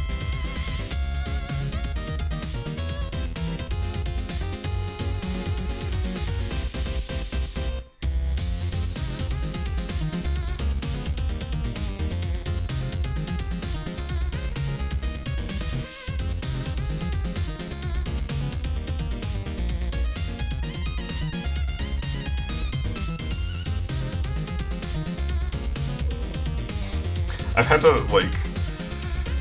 I've been having to render faces for that other comics project I'm working on, and let's just say I'm not a fan. Human faces are bad to render. Because it's so easy to tell when it looks wrong.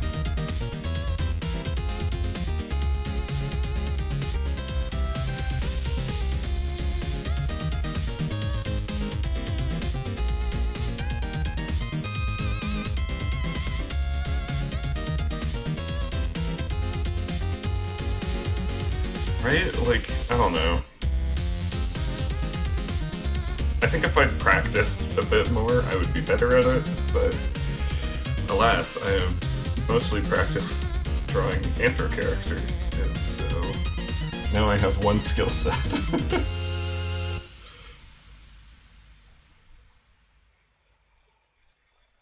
Right? Exactly. I'm glad I'm not the only one who struggles with this.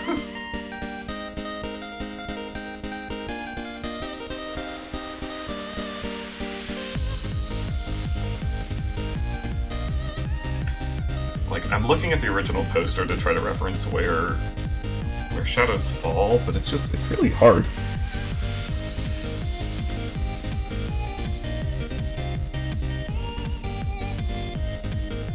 I'm just gonna default as kind of, like, blending it all out, and then... It'll be soft, but I think it'll be fine.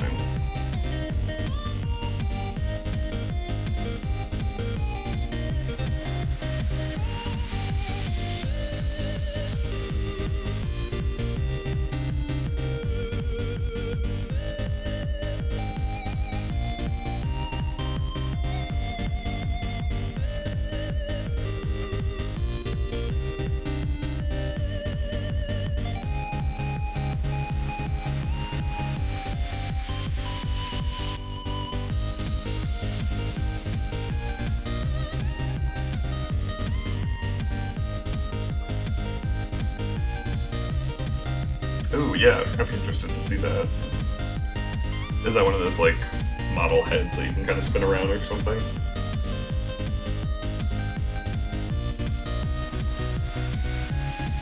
Sometimes I do, because I use 3D models so much, sometimes I'll pull those out and, like, try to light them in Clip Studio, which is sort of helpful. Although Clip Studio doesn't do, like, occlusions, which makes it a little harder.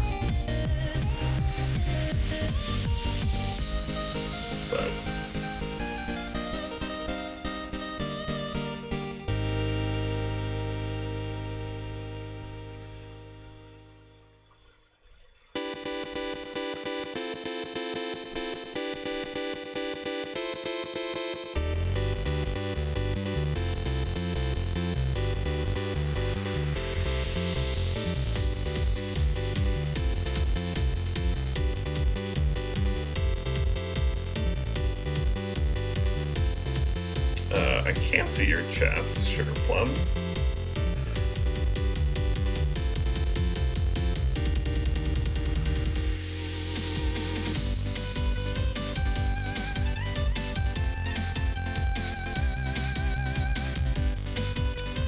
Yeah, hey everybody. Got some new viewers. That's awesome. How are y'all doing?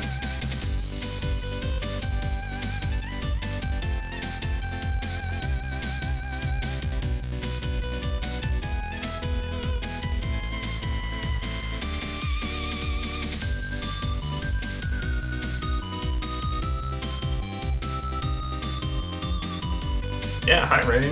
How are you? You just answered that question. I'm doing well too. Feeling pretty okay about my rendering so far.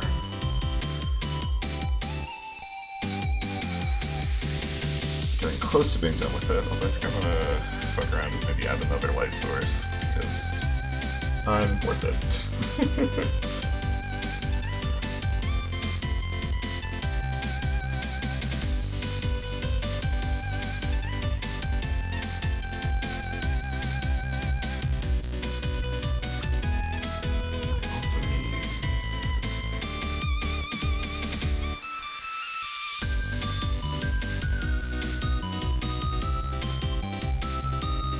I also always forget to do eye shines.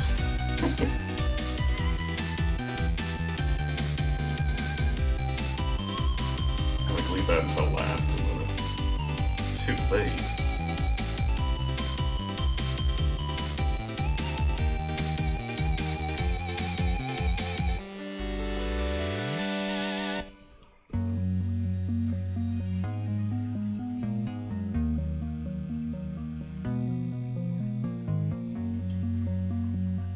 Let's also add another layer of highlight.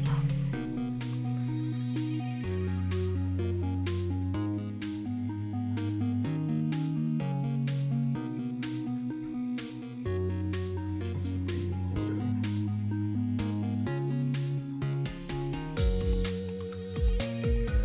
How do we feel about green highlights? It can be kind of interesting.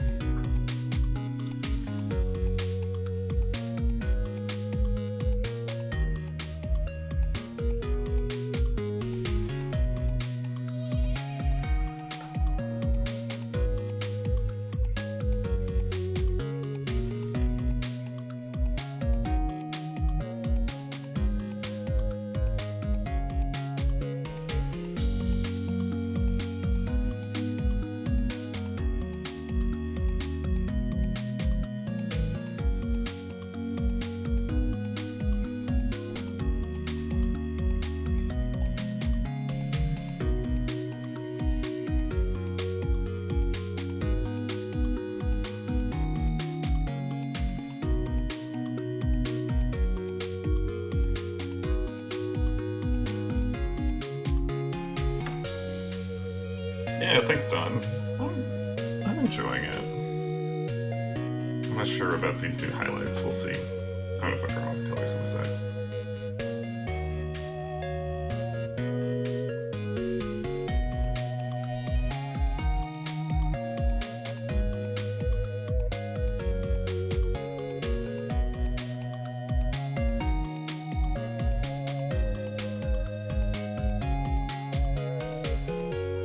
Oh. Well, yeah, no wonder the highlights looked weird. I was doing them in the wrong layer.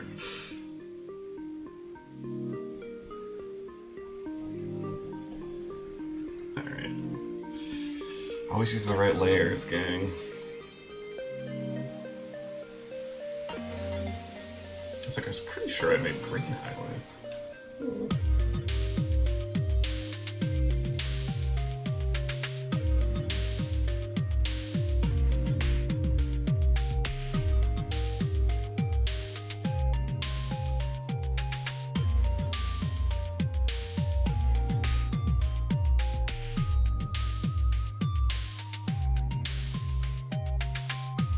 Still living for sassy, snooty Rals here.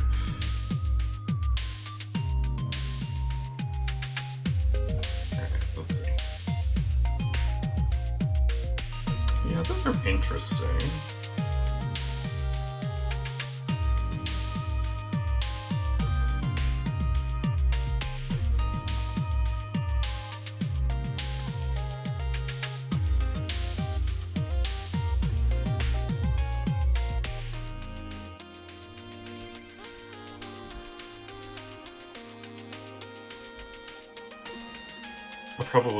I'll try out a couple of different colors just to see if I like them first. But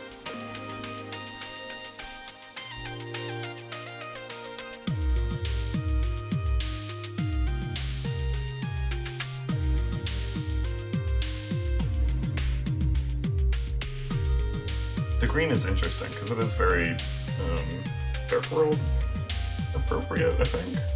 I'm hoping.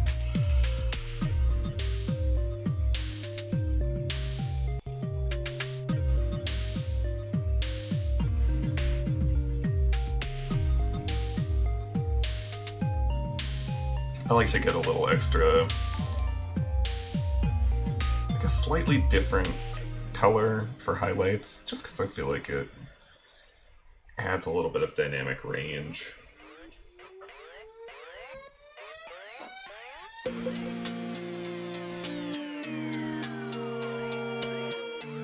Yeah, look at that.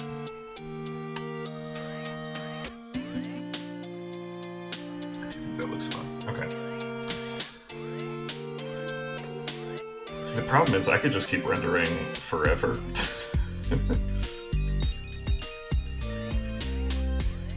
Like, this is my favorite part of drawing, and so I could just keep adding different light sources and blending things out. Kind of until I die.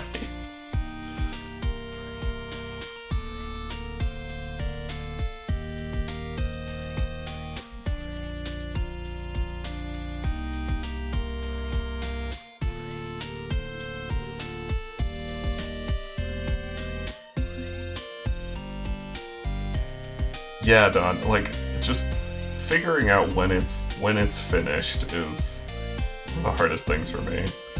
At least with comics, it's sort of like, okay, well, you gotta move on. You need to do more stuff, right?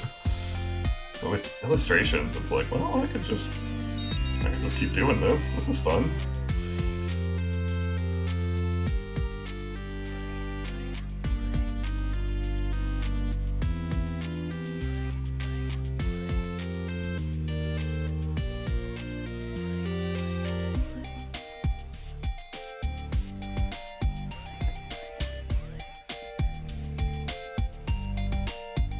Especially once it's working. I will say that I have a hard time, like, starting this stuff.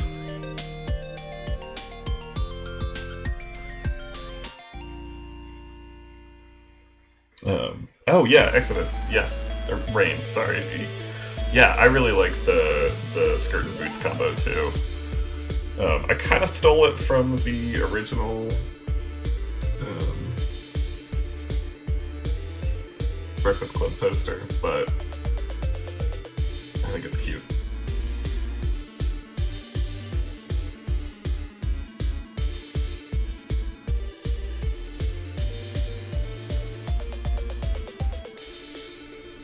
It was pretty fun coming up with fashion for the whole gang.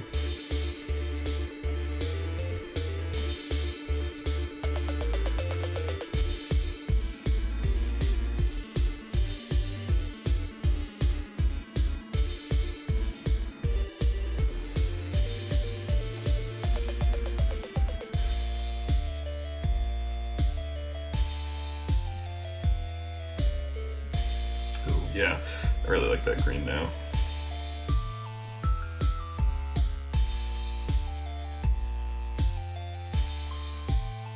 I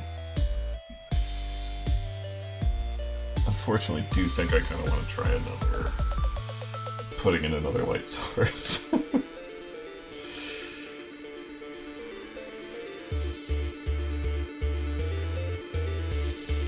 just can't quite stop.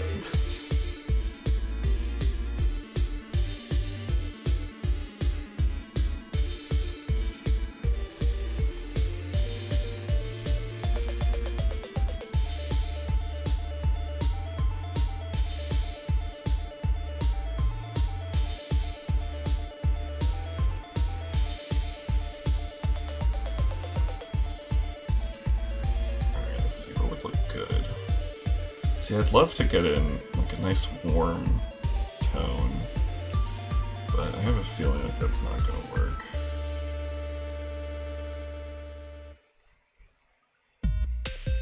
I mean, it'll look good, but I need to make it fit into the light and dark world aesthetic.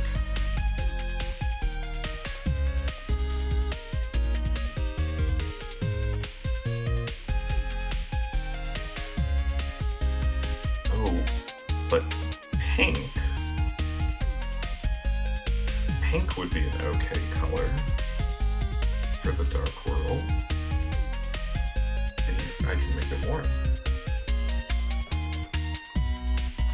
Ooh, red splash highlight. Wait, that's a good idea, Don.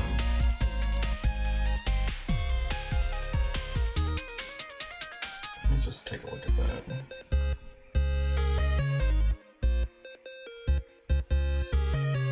Ooh. That's pretty fun.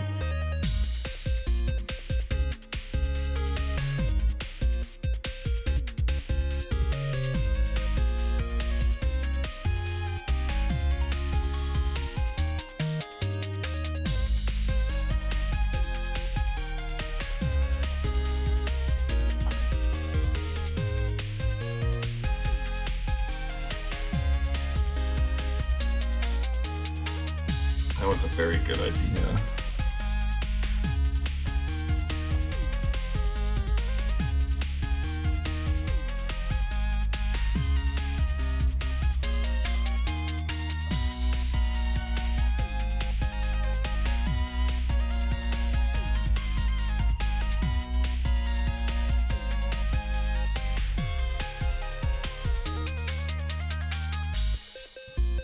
I gotta remember about splash highlights more often.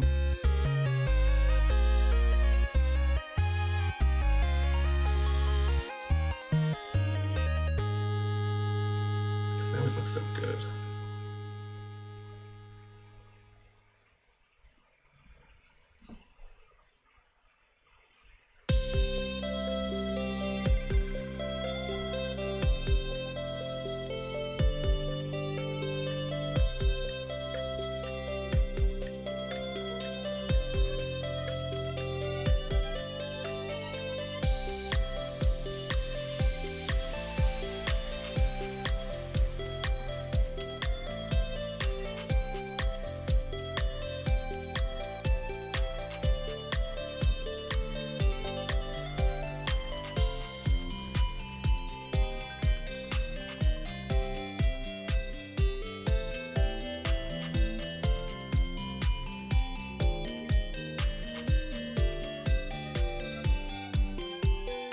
Someday I kind of want to do a comic where I use a really limited palette and like basically just gray with the colored shading. I think that could be really fun. Obviously Looking Glasses relies a little bit too much on its colors for me to do something like that, except in like maybe a particular character's POV or flashback or something.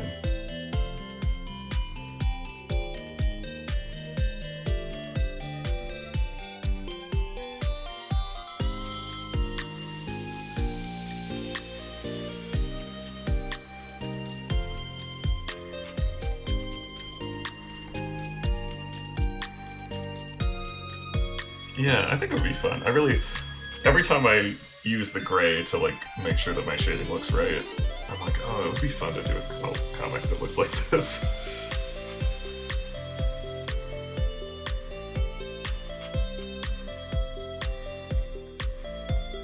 And then you wouldn't have to worry about coloring, which would be nice.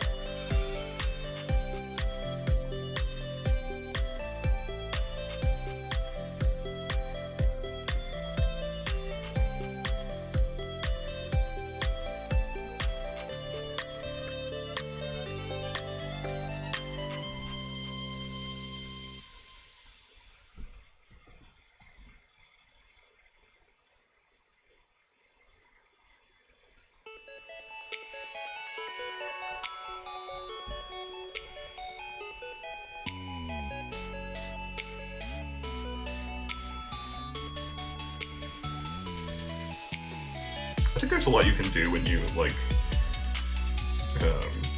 there's interesting stuff you can do when you approach comics coloring, or when you approach comics writing from a coloring perspective first.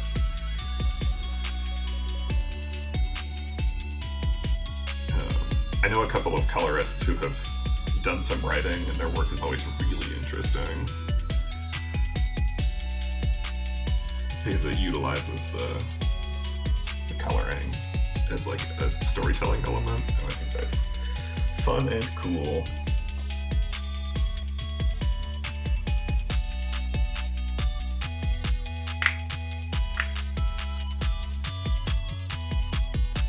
Let me tone down this red a little bit.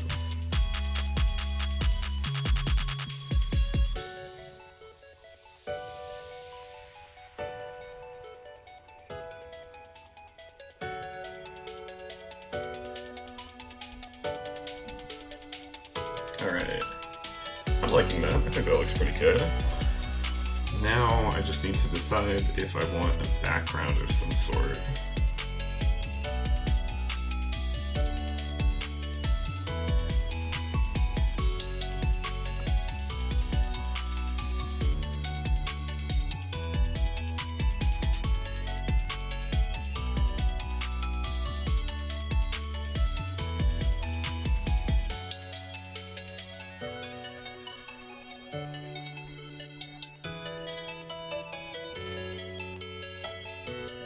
Because the original is like white, but I feel like that's not quite...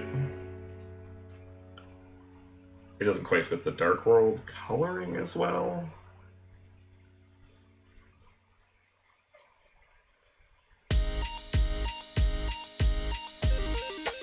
But just like a plain gradient isn't really doing much.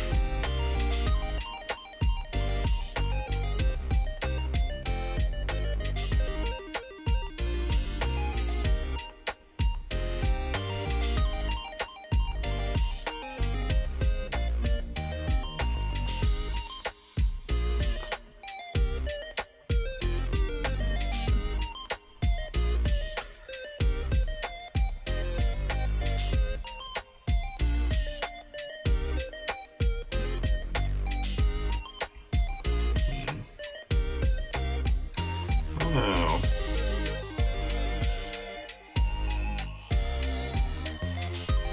The white does kind of look nice, but yeah. Tile floor with glow. That's not a bad idea.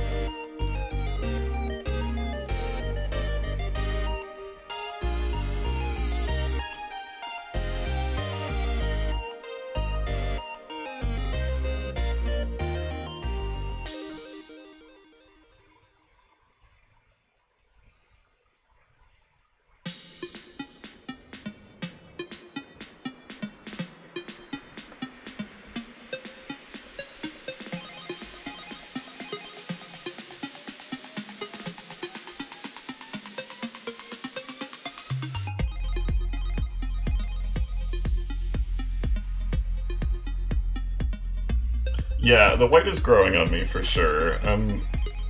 We'll see. I want to test out this tile floor idea.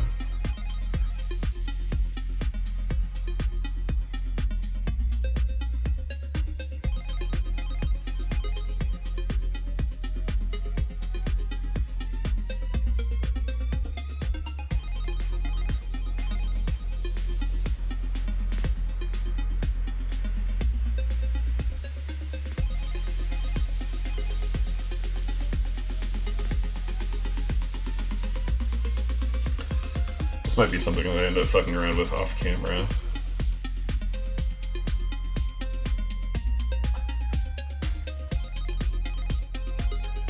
I know a number of you just got here, but I have been going for a couple hours now, so I may stop soon.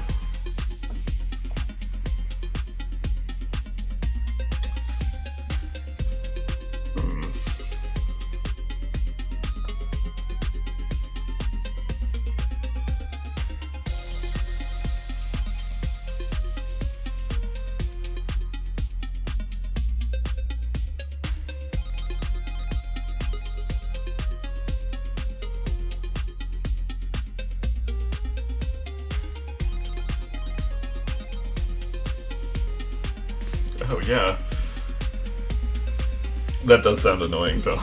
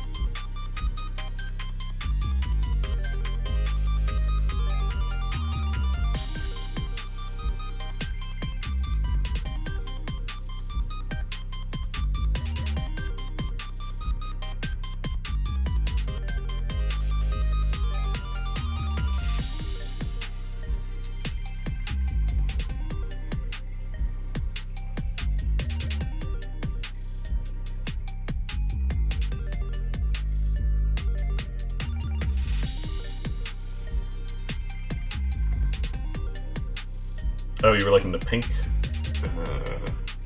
Sorry, I'm fucking around so much with this that I'm sort of losing track of what I'm doing.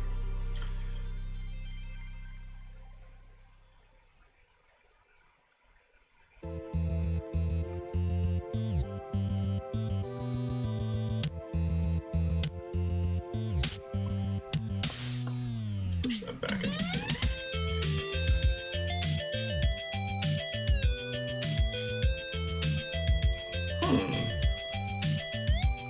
That isn't terrible.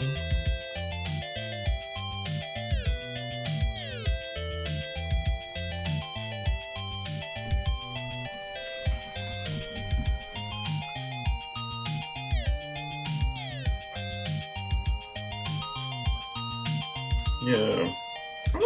I don't know. I think I'm gonna keep messing around with this, but probably another day.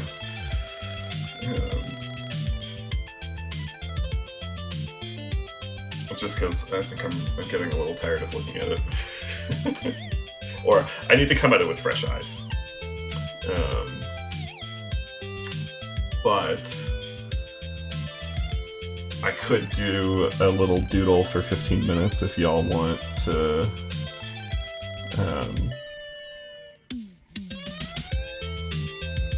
If y'all have anything you want to see me draw.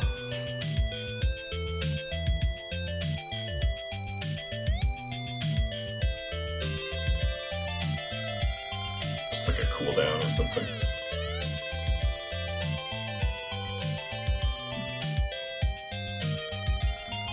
We do still have Tennis Ball Rousey. Sorry.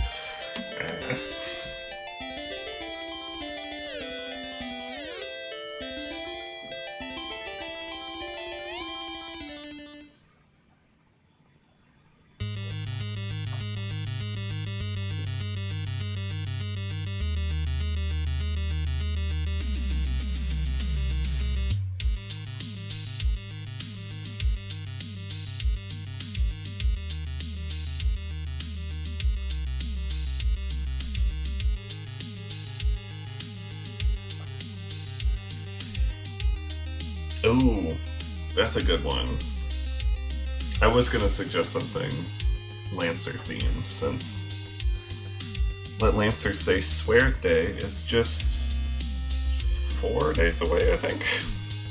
Yes, 4 days away. I can do math. Man, have I ever drawn Papyrus?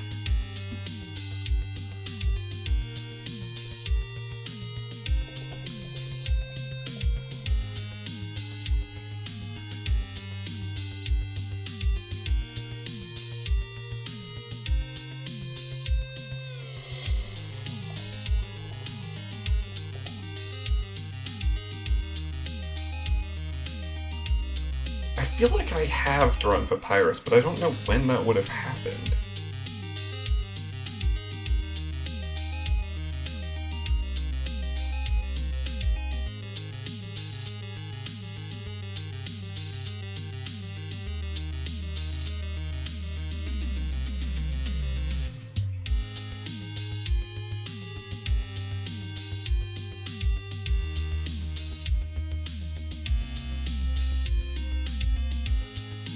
Sorry, I'm just looking at pictures of coronations to try to find a good reference pose.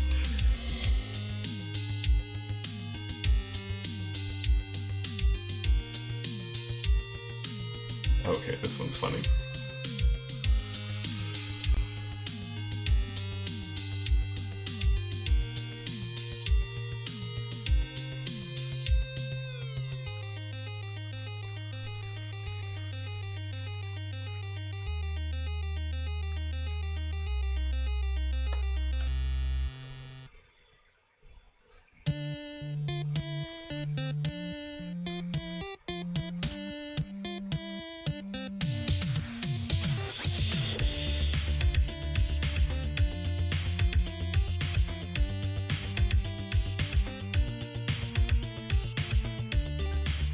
This is the Gets to Say Swears throne.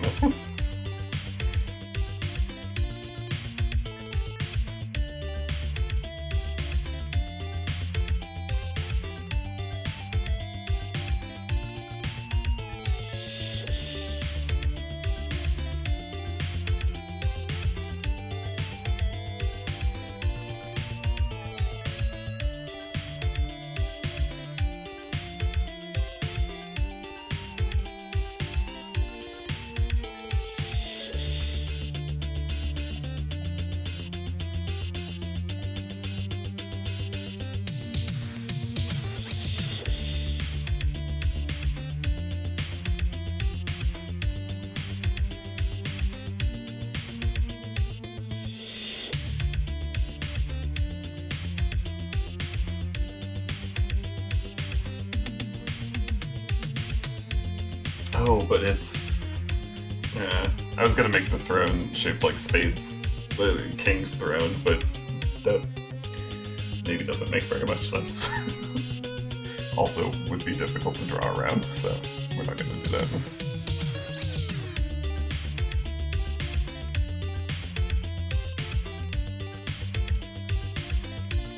Gotta make the crown big enough to say swears on it.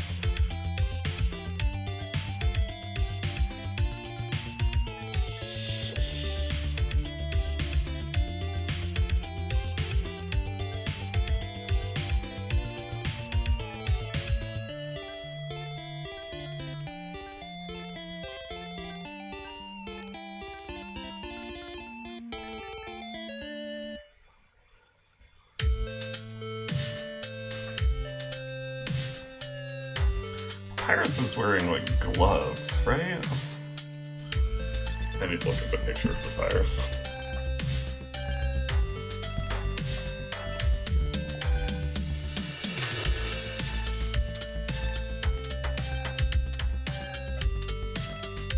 Okay, yes, gloves, okay.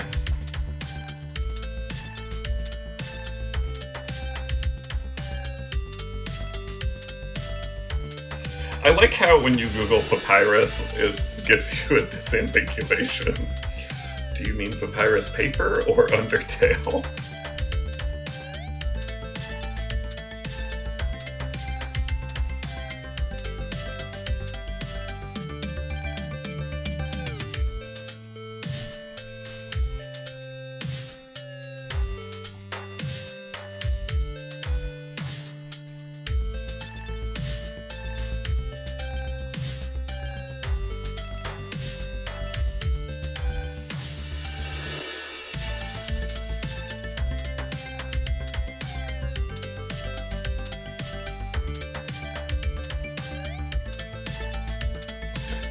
right. It is very hard to look at font names without being like, those Undertale skeletons.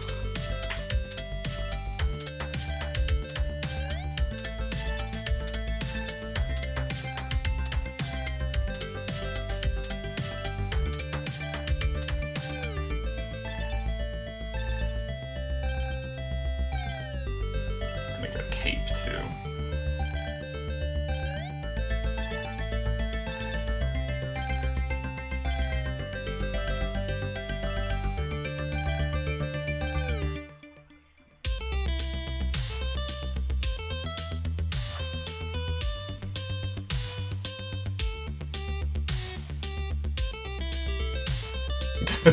Dawn, historian, studious, or Undertale.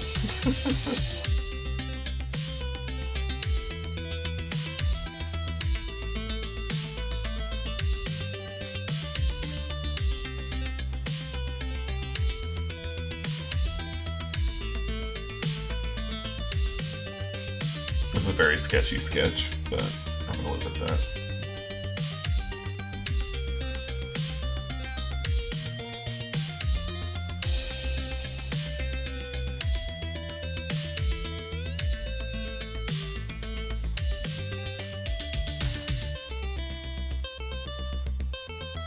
Once again, I need to keep having to jump back and forth between my Papyrus reference and my Pose reference.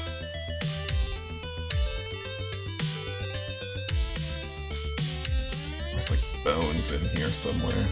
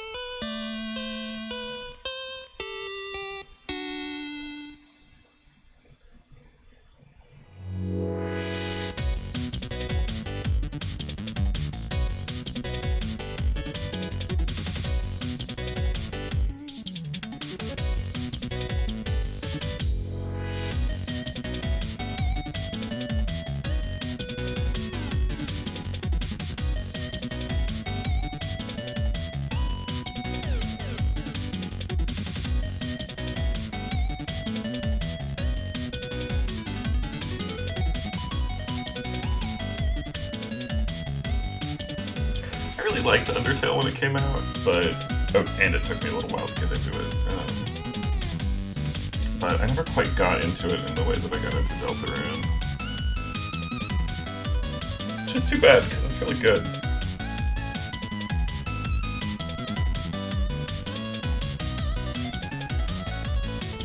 Although I did manage to avoid all of the fandom nonsense, so there is that.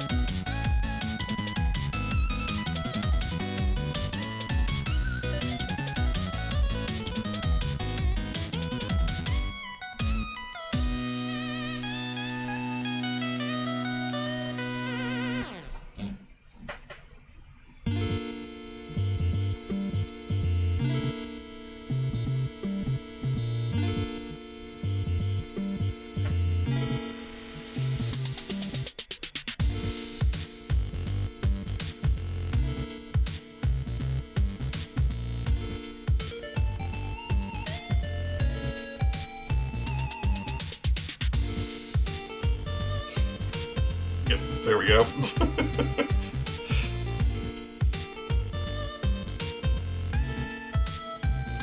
Yeah, see, I had like watched someone play Undertale before, and the reason that I ended up playing it myself is because I saw that Deltarune came out, and I was like, oh, that sounds interesting, because I know enough about Undertale to want to do it, but I hadn't seen the Let's Play in a while, so I was like, oh, maybe I'll play Undertale myself, and then I'll check out this thing called Deltarune. And then it was all over for me. But that was like 2019 or something, so...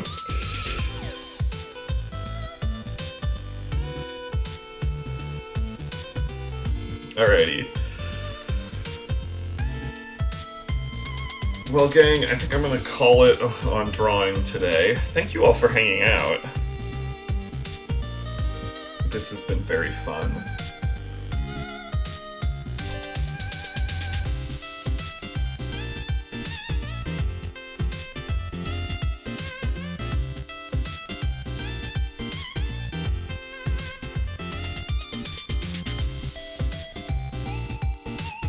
Yeah, it was great having you here, Rain and Dawn. Thank you for sticking around even while you were driving, which I appreciate. And yeah, this Sunday is Let Lancer Say's Tier 2 Swears Day, so you know, get your Lancer fan art ready, fan works, whatever. No one is obligated to participate, but I hope you'll check out all the cool stuff that we see.